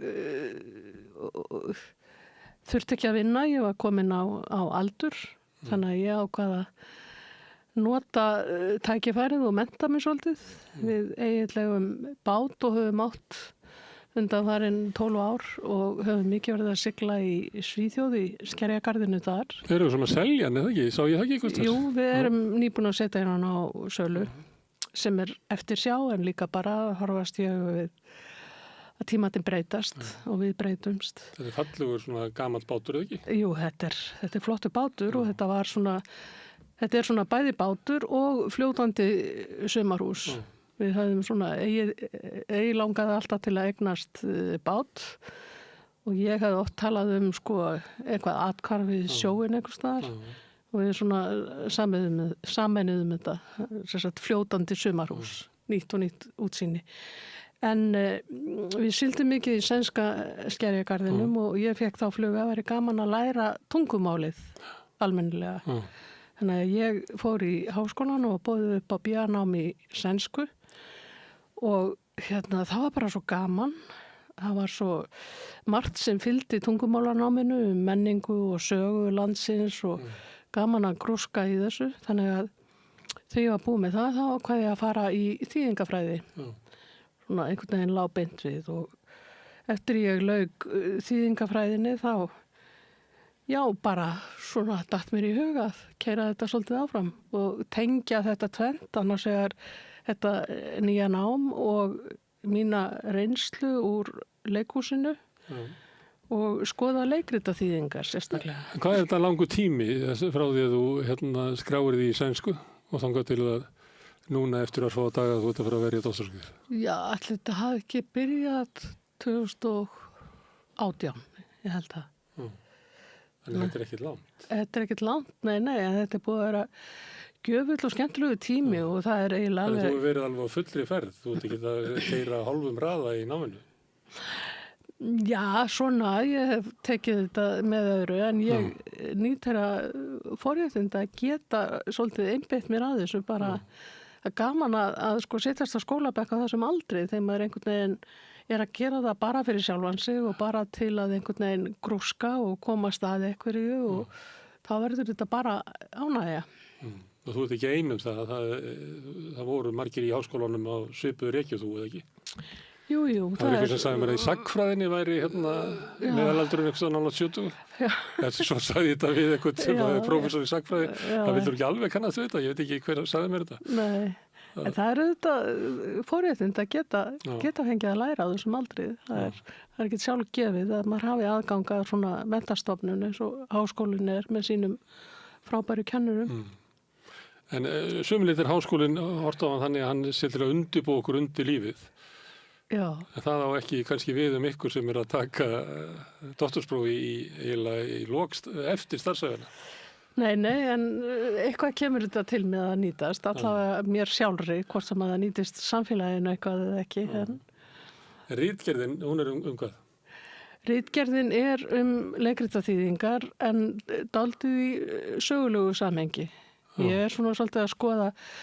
Þetta kannski kveikjan að þessu er að ég hef þá sannfæringu að íslenskt leikhús standi mjög vel, að við séum vel samkeppnishæf, að það sem við erum að gera í íslensku leikhúsi sé merkilegt og já, bara við getum verið stolt af því sem er að gerast í íslensku leikhúsi. Það verið svo lengi eða sé orðið það? Það er það í dag, en sagan er mjög stutt. Við áttum ekkert leikhús og enga leikhúsmenningu þegar að sko hinn Norðurlöndin voru komin með sín þjóðleikhús út allt og í raun og veru þá getum við sagt að það sé svolítið merkilegt hvernig alltaf drepi niður sem að lauta leikaraskap og skemmtun og dansi og tónlist eða bara listum almennt í okkar samfélagi. Ég meina, fólki sem kom hingað til að byrja með, það kemur með norræna og kannski að hluta til írska arfleið með sér og þar voru tíðkaðir hlutverkaleikir og ýmsar dansskemmtanir þar sem að fólk hafði samskipti í gegnum list. En þetta, já, yfirvöld á Íslandi sáu ofsjónum yfir þessu og bara strax á 11. öld þá var talað að banna allan leikaraskap og hægt og bítandi og svo voru þessar vökunætur sem voru mjög vinsælar og það var allt kapplagt á að banna og það sem gerist er að við eigum í raun og veru enga hefð eins og hinna þjóðirna þegar að... Þetta með kenningu Akureyrar svona á Íslandi? Þeir upp í staði. Já, það geta verið margar ástæður. Það er örugglega að hluta til einangrun, aðstöðuleysi, en líka einhvers konar ofstjórn, geistlegra og veraldlegra yfirvalda, að hafa hemil á fólki, ekki minnst það út í sukk og svínari og synd. En svo gerist það einhvern tímann á 18. öld að það virðist hort í gegnum fingur við það að skólapiltar í Skálholti byrja að stunda einhvers konar leikaraskap, hlutverkaleiki og skipa biskup og ávarpa skraparót sem einhvers konar svona eins og leikfígúrur fyrri tíma, Háa Þóra eða eitthvað. Og smá saman þróast þetta út í það að þeir fara að leika leikþætti. Hvenær nákvæmlega gerist vitum við ekki, en einhvers staðar koma áhrifin og þó það sé kannski erfitt að rekja það nákvæmlega, þá svona reyni ég að leiða líkum að því hvernig leiklistin barst til Íslands og það þetta fyrst og fremst með sildum mönnum sem fóru til Kaupmannahafnar og sáu það sem var að gerast þar og randrifja aðstöðuleysið og bara hinn andlega fátækt sem var á Íslandi á þessum tíma og það alveg ljóst að það það Lúðvík Holberg og hans leikrit sem að taka berast hingað með Jeppa á fjalli og tilhörði. Já, ýmis leikrit eftir hann sem að flestir muna af hans verkum eða ekki, Jeppa á fjalli. Já. En sem sagt okkar fyrstu leikritaskrif eru stælingar á leikritum Holbergs. Ekki þýðingar heldur. Það eru stælingar til að byrja með og síðan taka við þýðingar og staðfærslur. Það sem að verkin eru þýtt en löguð að okkar háttum og siðum. Og svo þegar frá líður og leiklistin berst meira til skólinn flytur til Reykjavíkur og skólapiltar fara að bjóða betri borgurum á sýningar sínar. Og þeir voru þetta ekki einur hituna, það voru líka danskir kaupmenn sem að léku þá gjarnan á dönsku og í sínum heimahúsum eða í sínum pakkhúsum. En sem sagt það eru þýðingar, það þessi menningamiðlun frá fyrst og fremst Kaupmannahöfn sem gerir það að verkum að hér leiklistin fer smá saman að festa rætur á Íslandi. Hvað ertu að skrifa um svona gamlar þýðingar? Já, ég skoða gamlar... Sumt af þessu örgulega bara tínt og glatað ekki? Já. Ekki allt til, nei. Það ýmislegt til á Landsbókasafninu, handskrifaðar þýðingar og annað. Og það svona, þróunin svo að fyrst þetta stælingar og það eru svona álitamál, hvað frumsamið og hvað stælt, af því að höfundarnir ekkert endilega að geta þess hvaðan þeir fá sína inspírasjón, en menn hafa þóst geta rakið það síðar. Og síðan þegar að Sigurður Guðmundsson svona líkil persóna í okkar menningarlífi, Sigurður málari, hann hvetur skólapilta til að skrifa sjálfur sem þeir gera eins og Matthías Jokkonsson og Indriði Einarsson skuggasveitn eða útilegumennir. En þá taka þeir formið að utan. Þeir lesa Shakespeare báðir, og skrifa úr íslenskum veruleika en inn í þetta erlenda form. Skýrlega kannski því að einhver staður verður að sækja... Einhver staður verður að sækja áhrifin. Já. En svo ég að skoða svolítið aðferð þýðendana, það sem sagt hvernig hún breytist eftir viðfangsefnum þegar raunsæið tekur við og það búið að stofna leikfélagið og menn vilja vera metnaðarfyllri og sína alvöru leikrit eða það sem að helst á döfunni erlendist, þá breytist svolítið aðferð þýðendana og ég svolítið að skoða það. Og svo aftur með þeir verða meira formlegir, þeir eru ekki, það tíðkast ekki lengur að stæla eða staðfæra, heldur eru þeir að þýða, en á móti eru þýðingarnar oft ansi bóklegar, ekki tekið tillit til leikhúsins sem slíks eða þess að leiktexti þarf að vera á... Það nú ennþá vandi, það verið fyrir að mönnum mjög misvel gefið að skrifa talmál. Bæði í bókum og meiri sér því sem sett upp á svið. Já. Og það verið leikur í höndunum og sumum en í öðrum þetta bara erfitt. Já, og það þessi tenging við leikhúsin sem oft skiptir svo miklu máli að þýðandinn eða höfundurinn sé svolítið handgengin leikhúsi og svona kunni á miðilinn og geti brugðist við og geti verið hluti af teiminu sem að búa til hverja sýningu. En ég líka svolítið að skoða, það ekki bara þýðingar taka ekki aðeins til orðana, heldur eins og ég var að tala með þýðuminn form og fólk, Íslendingar fóru snemma að sækja sér áhrif til útlanda, til Danmerkur til Þýskalands, til Frakklands og koma með nýjar hugmyndir inn í okkar leiklistalíf. Og eins höfum við notið góðs af því að fá inn erlenda leikstjóra sem eru þá með aðra nálgun til dæmis á klassikina.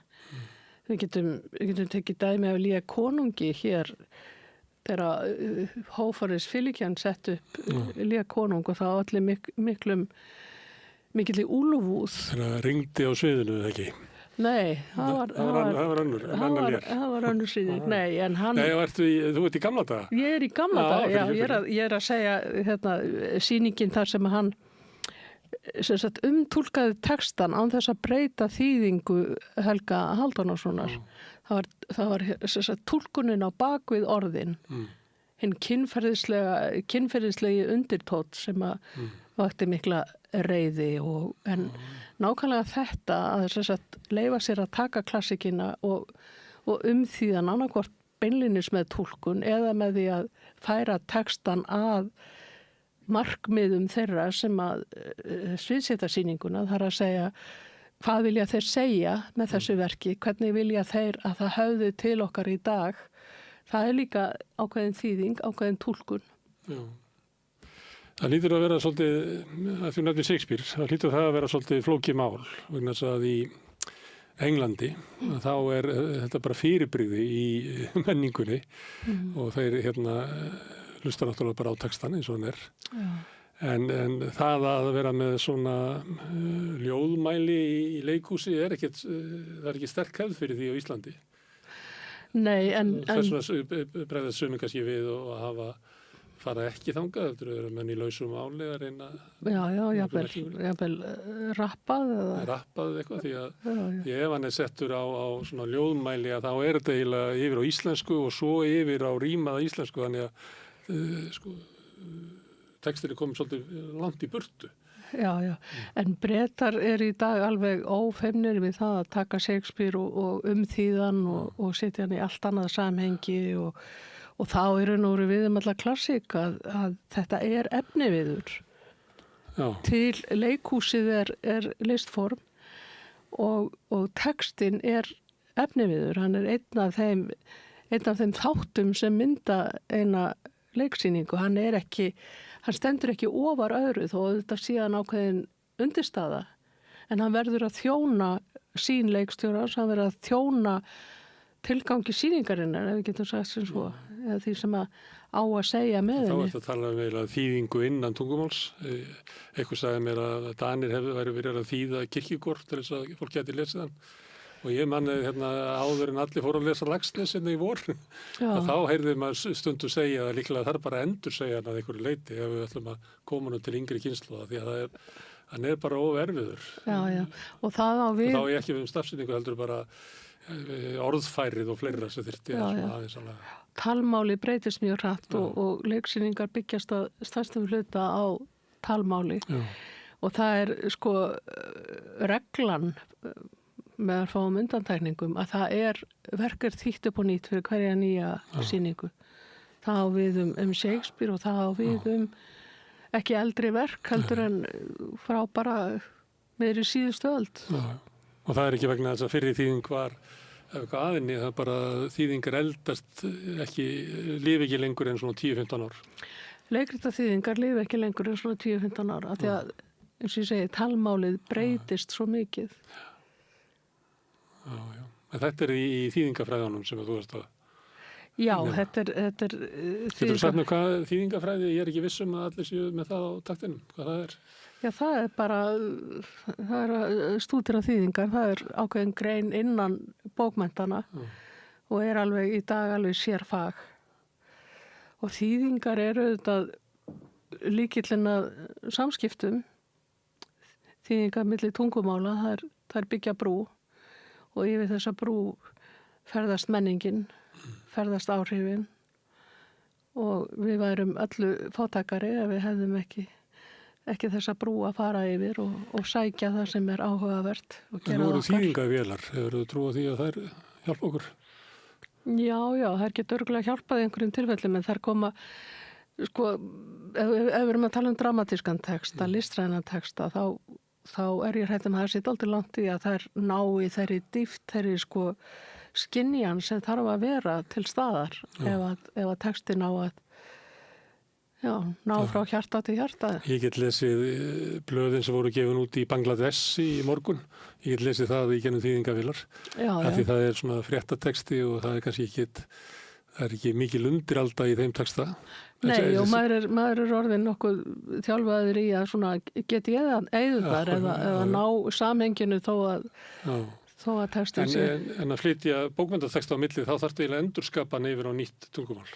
Já, þú þarft eiginlega endurskapa hann og það er þessi endursköpun sem að gerir þetta starf svo spennandi. Þess að möguleikarnir eru svo ótal margir. En þegar ég var barn og unglingur, þá var ég að lesa svona þýðingar mikið. Ég vissi ekkert hvað þetta að lesa, þá fór ég bara bókasafnið í Britannic og skoða hverju þau fengið Nóbelsverðlaun og svo las ég bara það sem var til eftir þá. Þýðingarna sem voru til þá held ég að séu allt öðruvísi heldur en er í dag. Ég held að það hafi verið svona með svona kaldara að þýða, stundum ekki eins og úr upprunalega málinu og Já, ég held að... En núna finnst mér svona, þegar fólk er að þýða, það sé orðið svona meiri kröfur á þýðandinn, hann eiginlega þýði þetta frá sjónarhóli höfundarins, frekar heldur en... Já, bæði og sko, það er þessi þýðingarhefð eins og ég voru að tala stælingar, að menn þýttu gjarnan og endursögðu og styttu jafnvel talsvert textan og það ágætt bara við Íslendinga. Það er til dæmis fyrstu þýðingar á Shakespeare á bæði frönsku og þýsku eru eins konar endursagnir. Þar sem menn bara, leyfa sér að aðlaga þetta svolítið að sínu umhverfi. Já, og það er margt svona sem við eigum. Ég held að bókinu Veginn sem að þýtt kringu 1920 hún sé ekkert mjög nálagt kínverska textanum. Nei. Þannig að þá eru menn raunverulega bara að reyna að flytja eitthvað yfir í aðra menningu eftir bestu getu. Já, og ég held að menn hafi svona einhvern veginn ekki séð fyrir sér að neitt kæmi til með að hafa skoðun á þessu. Þetta var bara fyrir okkar markað. Það er meira í dag svona verið að meta þýðingarnar mjög strangt. Já, og sumir höfundar eins og til dæmis Tolkien, hann fylgdist mjög grannt með þýðingu verka sinna, var sjálfur mikill tungumálamaður og okkar fyrstu þýðingar á hans verkum voru ekkert mjög bókstaflegar, það voru ekkert mjög nálægt því, eða það voru nálægt því en það er viku talsveit frá frumtextanum. Þannig að höfundur var kannski að flýta sér. Já, og svo eru þetta í leikhús eru þetta aðra þýðingar líka sem ég fjallaði sem að eru þessar, þú breytir formi texta, þú tekur skáldsögu og býr til leikrit upp úr skáldsögunni, þá ertu að einhverju marki, það er þetta höfundavinna en líka þýðingavinna, þú ert að taka ákveðin texta, þú ert að breyta honum, þú ert að aðlaga hann fyrir nýjan miðil. Það flokkast undir þýðingar í þýðingafræðum.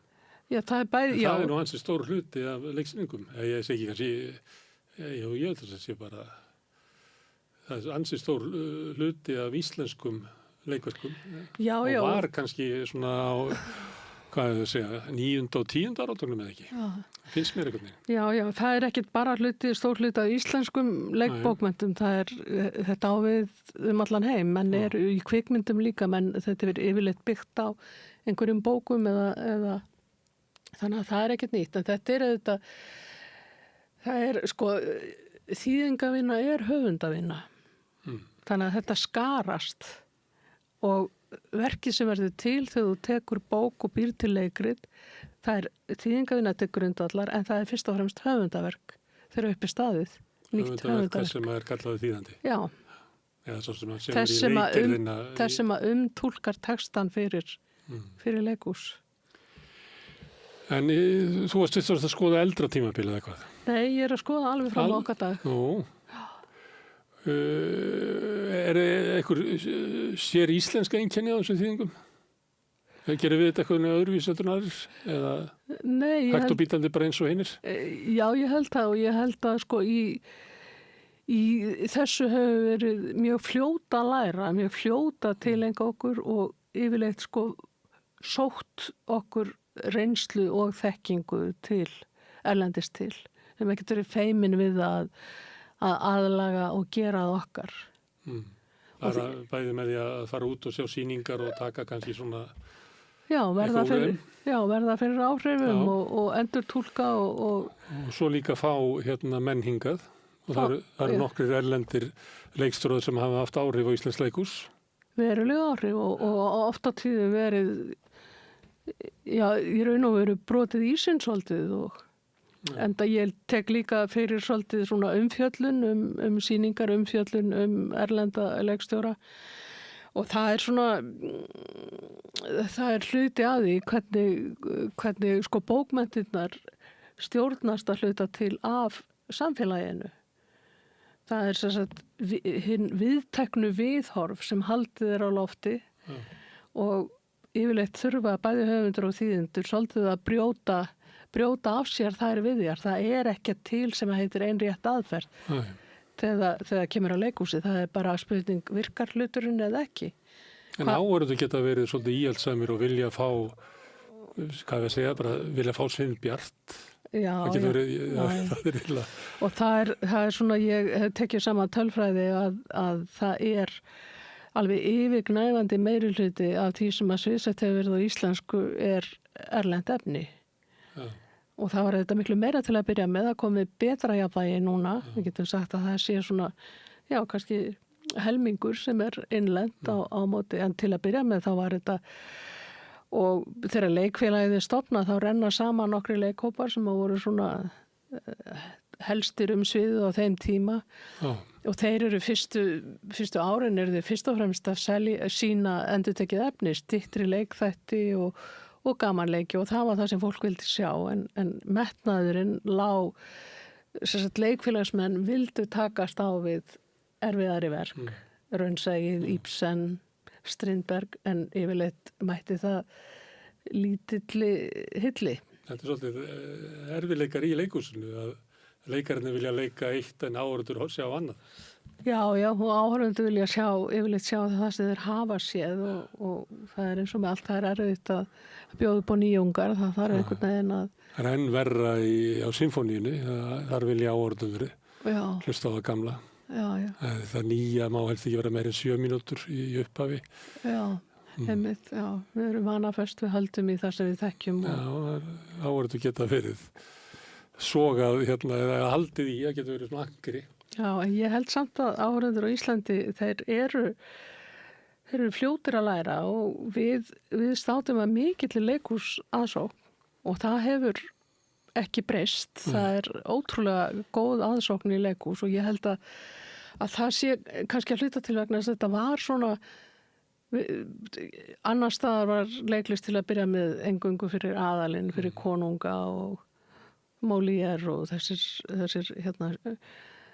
en hér á Íslandi þá byrjar þetta svolítið í grasrótinni, það eru stælingar og staðfæslur og við gerum þetta okkar og fólk hefur gaman að þessu og þetta í fásinninu var kannski ekki mikla skemmtun að ræða, aðra skemmtun, þannig að svona grunnurinn að aðsókn í leikhús er að þetta er alþýðuskemmtun en mjög breiður áhorfendahópurinn. Mjög breiður. Ég horfi alltaf svona pílutið áhorfendur yfir leikhús og mér finnst gaman einhvern veginn að skynja hvernig áhorfendur taka leikritinu. Stundum við náttúrulega komið á það sem að leikritin næri ekki út í sal, ég meina sumar sýningar og þannig. Það er bara þannig. Það er ekkert En svo finnst mér gaman að bara að heyra hvernig fólk er að tala leiksýningu og þetta er mjög breytt sko. Ég myndi halda þetta að vera miklu breiðara heldur en víðast hvað sko. Já, ég held að það sé alveg tilfellið og það er gaman að því hvernig leikhúsin hafa verið að reyna að höfða til yngra fólks og það hefur í mörgum tilfellum virkað. Já. Og það er svo mikilvægt einhvern veginn að ná að grípa fólk áður að verður og gamalt, gera það að hluta af lífinu að fara í leikhús. Já. En það er ekki gefið að það takist. Það er ekki gefið að það takist, en við erum sko svo hefð að fara með börnin sín á barnasýningar.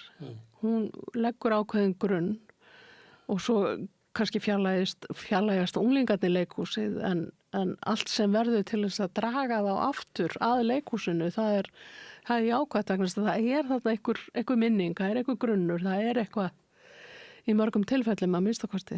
Já. Ég á dóttir sem er 19 ára. Já.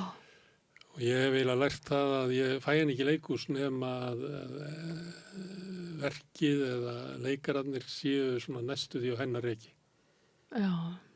Það sko múti kúras eða eitthvað svo þetta er bara eitthvað dæmi. Bara fer bara yfir höfðið á henni. Já. Og það er ég veit ekki akkur þetta. Kannski hún sé eitthvað sérstök eða kannski ég hef ekki verið nógu duglegur að taka náleika sýningar en ég hef sannarlega reynda sko. Já, þessum eru svona sýningar eins og var síðastliðið þetta er Ormstunga. Það sem er meira og minna ungt fólk í burðarhlutverkum, ungir höfundar og djörfung að takast á við þessa sögu sem líkur þetta til grundvallar. Það er bara, þetta virkaði, það var frábært.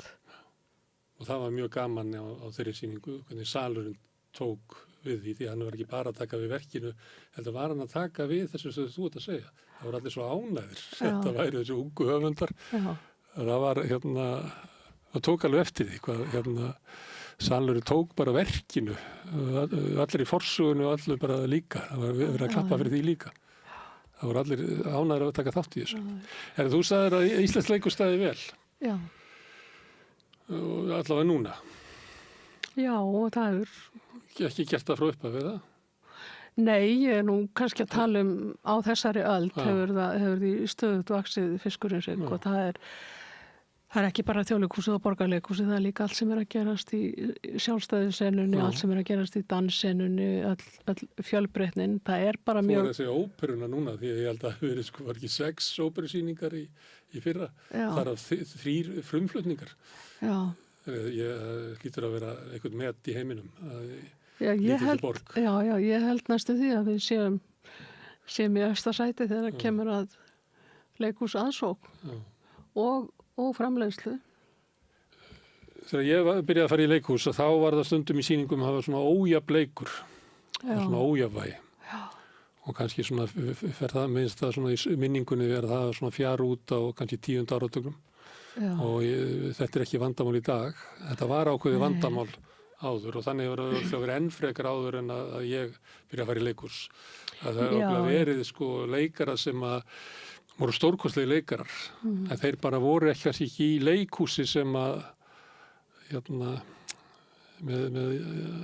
það var meiri munur á góða leikaranum og kannski hinum. Já, og við byrjum með þetta í upphafi eru allir amatörar og svo þroskast á því að takast á við ólík verkefni og svo þetta koma til skólar og fólk verið að sækja sér menntun erlendis til en það var ekkit síður erfitt fyrir leikaran að takast á við nýjar stefnur og strauma eins og ég hef nefnt áður raunsæið eða klassikinn að það kallar á allt aðra aðferð, það kallar á allt aðra nálgun að leikarans hálfu. Þannig að við höfum verið að skólast allar götur sko og það er svolítið gaman að því að þegar Þjóðleikhúsið opnar þá var það öll þessi háfleygu orð sem voru látin falla, muster íslenskar tungu og nú áttu íslenskir höfundar að geisa fram á völlin og taka sviðið en það gerist ekki. Nei. Og ástæðan er örugglega svo að því það hafði ekki verið nein tilraun gerð til að efla höfundastarf á Íslandi. Þetta bara átti að gerast að sjálfu sér. Ég meina Þjóðleikhúsið var með kór, það var með listanskóla, það var með leiklistaskóla en það var enginn að hugsa sko menntun fyrir leikskáld og ég hef það til dæmis eftir föðurbróðum mínum Agnari Þórðarsinni sem að skrifaði nokkur leikrit á 7. og 7. áratuginum. Svolítið framúrstefnulega þóttu þau ekki? Jú, hann sagði mér að það hefði aldrei verið búið upp á neina umræðu verkin. Það var bara handritið var tekið, annarkvort var það samþykkt eða ekki og svo var hann var ekkert kallaði til á æfingar. Þetta breytist síðan með eins og með Jökli Jakobsinni þar sem að þar sem hann viðstaddur æfingar og leikstjórinn tilbúin að og það í gangi samtal allan tíman sem verður miklu gjöfulla. Já, bæði fyrir leikhópin náttúrulega eins og bara námskeið fyrir höfundin. Eins og námskeið fyrir höfundin. höfundin. Að fara með verkið sitt í gegnum æfingatímabilið og breyta því og lagfæra talmálið og þar fram til göttunum. Já, og taka... Þannig að næsta verkans verður líklega betra.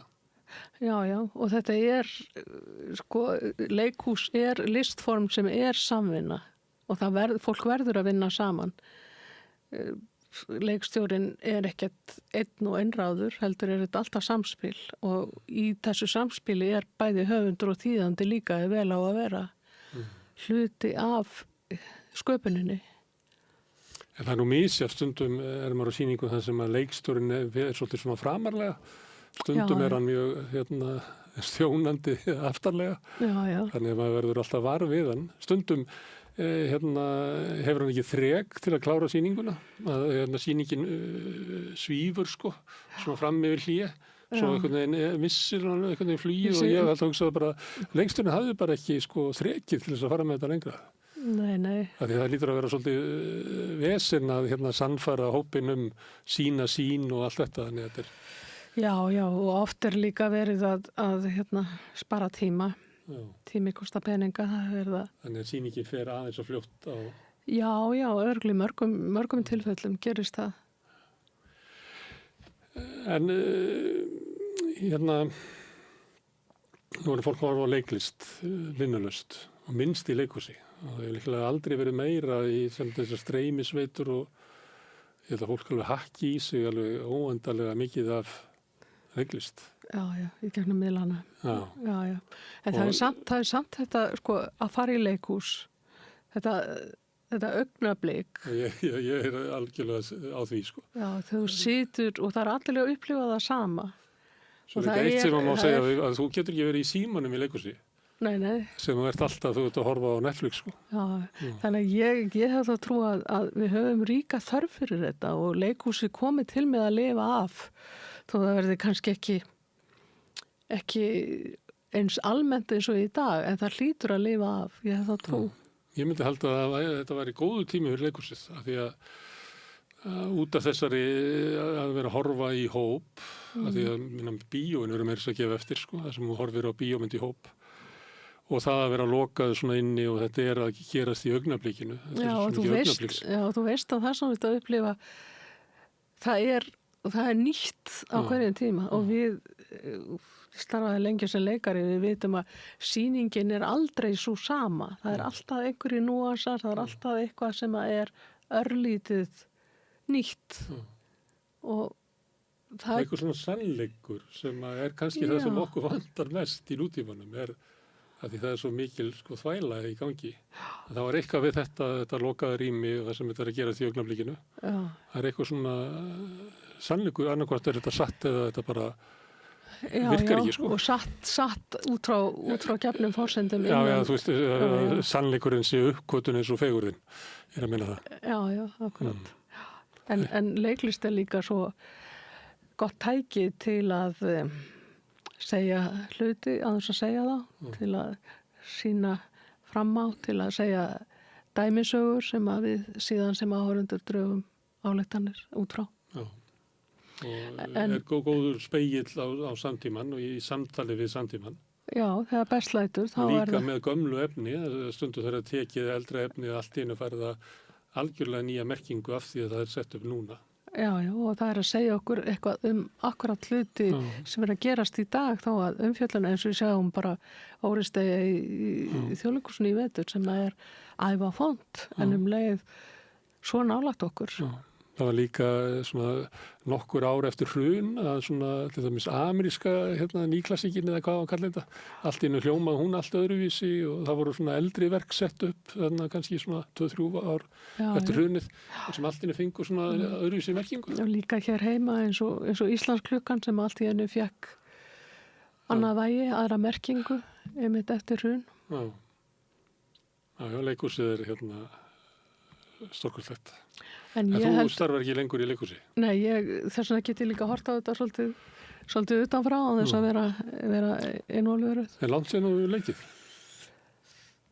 Já, það eru komin nokkur ár. Ef þú verið kall, værir það ennþá að leika?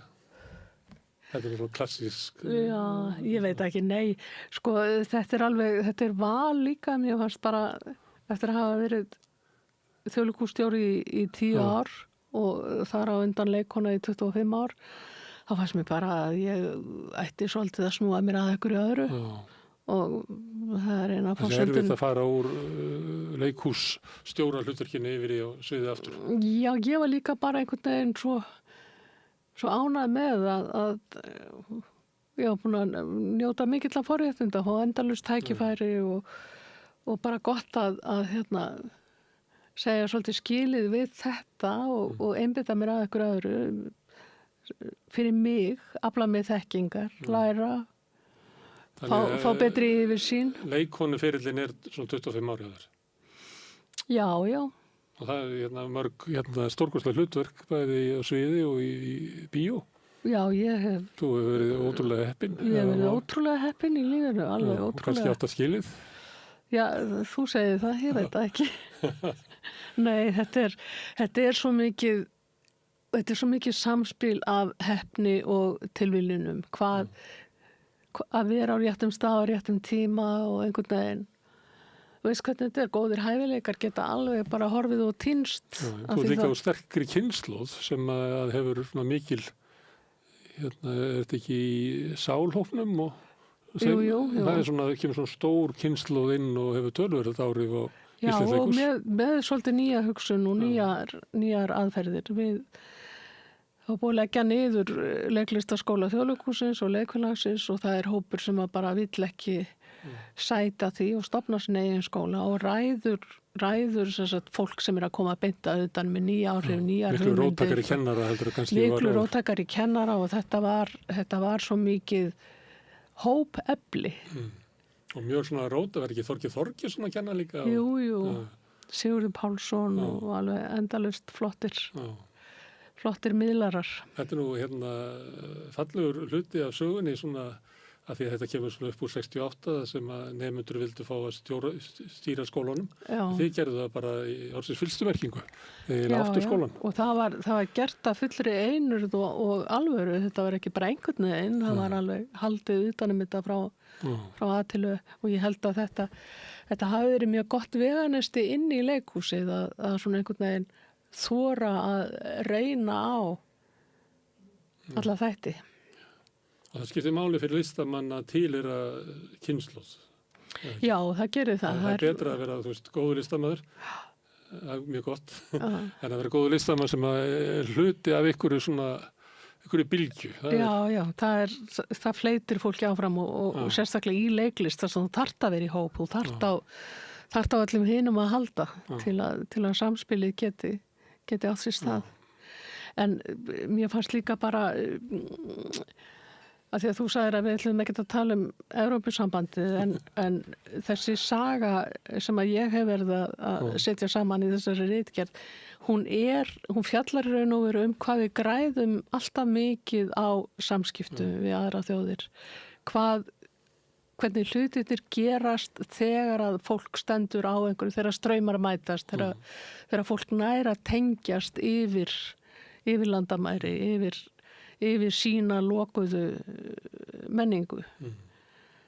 Og við þurfum að því að halda. Það er saga leiklistarinnar líka tónlistarinnar. Það var þetta að segja svipað sögum tónlistina. Algjörlega. Henni var haldið niðri en síðan bara á eiginlega 100 skömmu tíma blómstrárun. Ég held að þess að ef þú segir að leikhúsin okkar séu betri heldur en svona Já, við kannski ekki betri en við stöndum þeim alveg á sporði því besta sem að gerist nálægt okkur. Með einhverjum fá og þá á það sannarlega líka við symfóníun okkar. Já, og ef við bara... Og tónskáldin sem við eigum núna, Kornung. Já, og bara þetta fólk sem að kom hér eins og í seinni heimsstyrjöldinni, allt þetta flinka tónlistafólk, það bara skiptir sköpum fyrir tónlistarlífið á Íslandi. En þú vilt tala með ESB, þú er náttúrulega búið í ESB, er ekki halvt árið á bátnum, er ekki halvt árið í Svíþjóð? Jú, við erum halvt árið í Svíþjóð, undanfarið 12 ár og halvt árið hér heima. Já. Og kanntu við í Svíþjóð? Já, alveg óskaplega vel, það er mjög einhvern veginn heilbrigt og gott samfélag. Það er haldið vel utan allt og það er engin órási að maður getur treyst á hlutina og verðlag er miklu betra heldur en hér og allt utanumhald, við erum búum í lítilli kommúnu, það heitir Valdimarsvík, við erum með bátinn þar, hann hefur fengið þar fast pláss við höfnina. Þið eru ekki að sigla eins mikið og kannski Nei, fyrst? Nei, við erum komið núna með aðsetur í landi, þannig að báturinn er svona meira bara fyrir styttri skemmtisiglingar. En þið silduð eitthvað er það ekki fyrst? Jú, við sildum þarna allt Eystrasaltið, Danmörk, Þýskaland. Já, við erum það bæði. Þetta var nú ekkert minn draumur í upphafi og ég var samt hvatamaður, ég vildi að eigið liti þennan draum rætast og þegar að allt var garð gengið og við vorum búin að festa kaup á bát, þá dagaði allt í einu á mig, guð minn góður, hvað er ég að gera? Mér langar ekkert út á sjó. Ég hef siglt með Gullfossi og Krónprins Friðrik og ég hef verið alveg bullandi sjóveik. Ég var með sér kokkur á bát, einn túr og byrjaði fyrstu 3 dagana, þá bara hljópi upp á eldi milli þess að ég hrærði í pottunum. Það er alveg að vera sjóveikur, þótt að sé hent gaman að því, þá er þetta, maður er fárveikur þegar vera sjóveikur. Þetta er alveg ferlegt. En einhvern veginn þá, ef það annað, þegar maður er á svona minnibát, sér alltaf sjóndeildarhringinn og þar fyrir utan, ef það hafa verið vond veður, þá erum við bæði, það er svo mikið að gera, maður hefur ekki tíma til að vera, maður er bara taka á og halda sjó. En Svíjar og náttúrulega ennfrekar normenn eru miklir sigla mikið. Þeir sigla mikið, og að sömuleyti er þetta svona snýr að sjónum svona, þið getur komið Siglufjörður er eiginlega innréttaði svona núna hótelið á Siglufjörði eins og það sé að fólk sé að koma á bát. Það er endalaust að svoleiðis stöðum í Skandinavíu sem er eiginlega fyrir fólk eins og ykkur að koma siglandi að stöðunum. Já, maður er að koma framtíðarmegin. Já, ég segi það, hitt er eiginlega... Þegar maður flýgur, þá eru flugvellir yfirleitt einhvers staðar fyrir utan og maður þarf að keyra í lengri tíma í gegnum einhverja, kemur aftan að borginni, en maður kemur alltaf framan að og það er svo gaman að því að sko Svíjar eru mikli siglingamenn og þeir eru hafa mikinn áhuga á bátum og bátamenningu og þetta pláss sem að við erum með bátinni núna, það svona setur sitt vörumerki plássins er trébátamenning og það er mjög öflugur trébátaklubbur og mikill áhugi á trébátum og tréskipum og okkur tekið þar mjög vel og við föllum þar fallega inn í þá menningu sem er mjög gaman að fá að vera hluti á þessu. Þú varst í doktorsnám eftir starfsæfina. Þú gerist þjóðlíkustjóri eftir kaflaskiptaði. Já. Er það svona meðvitað að ertu svona óhrædd við að loka kaflanum og snúa þér eitthvað öðru nýju? Ég held það. Ég hef aldrei verið hrædd við áskoranir og ögranir og mér finnst bara mjög gaman að takast á við eitthvað nýtt. Þannig að það er aldrei að vita hvað ég gerir næst. Í 5. kaflanum? Í 5. kaflanum. Hvað gerur við doktorspróf? Ég sagði nú frammi að pappið var kallaður doktor Gunnlaugur. Já, hann var. Það mann ég það svona í æsku minni eftir því að hann var, sem er ekki endilega algengt að þeir sem voru doktorar hafi verið kallaður en hann var kallara. Hann skrifaði held ég doktorsritgerðina landhelgisdeiluna, eða ekki? Jú, hann gerði það. Gaman að fá hann til að tala það ef hann var á lífi. Já. Nei, yfirleitt sko þessi doktorstitill, það er yfirleitt læknar en það er þetta til doktorar í öllum greinum. Ég ætla nú ekki að fara að titla mig doktor Tinnu sko þá þú næstu því, hefur rétt á því að pabbi var svolítið kallar þetta, er þetta bara eitthvað blekking í haustum á mér eða? Nei, hann var svolítið kallaði þetta, bæði gamni og alvöru. Já, og verið svona stríðanum á hann og stríðinu, ekki? Það var mjög stríðinu, já. Herðu, Tinna, takk fyrir að koma hérna og tala um þýðingar og svo tölum við náttúrulega eins og gerist þegar fólk verður að tala saman allt annað. Kæra þakkir. Takk fyrir mig. Herðu, og þetta þá lokinn á rauðaborðinu í kvöldi. Takk öllum gestum sem hafa hingað komið og Birni Þorláks og Sigurunni Magnúsi fyrir að vera með viðtöl. Laufi Líndal fyrir að taka upp og senda út. Nikku taka MS sem að vera að hlusta og horfa. Minni á að það sem að knýr samstöðun áfram er þið, sá hluti áhorfenda og áheyrenda sem hafa gert áskrifendur, þeir gefa okkur afl til þess að halda út í samstöðunni, þessum umræðu vettvangi sem hér er og sem að verður kannski öflugur fjölmiðill í framtíðinni. Það fer eftir því hvort að fleiri slást í hópinn til þess að halda út í samstöðunni. Ef þú vilt gera það, þá getur þú farið inn á samstöðun.is, það er hneppur sem ástendur áskrift. Það getur skráðið fyrir grunnáskriftinni sem er 2.750 krónur, sem mér er sagt að sé bara hlægilegt verð með það efni sem við búum hérna til.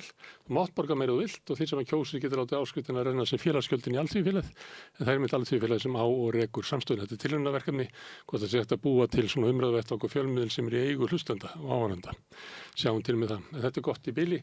Við verðum hérna með endursýnt efni, við höfum óendanlega magna því, en svo verðum við með nýja útsetningu af Rauðaborðinu hér annað kvöld klukkan 8. Sjáumst á.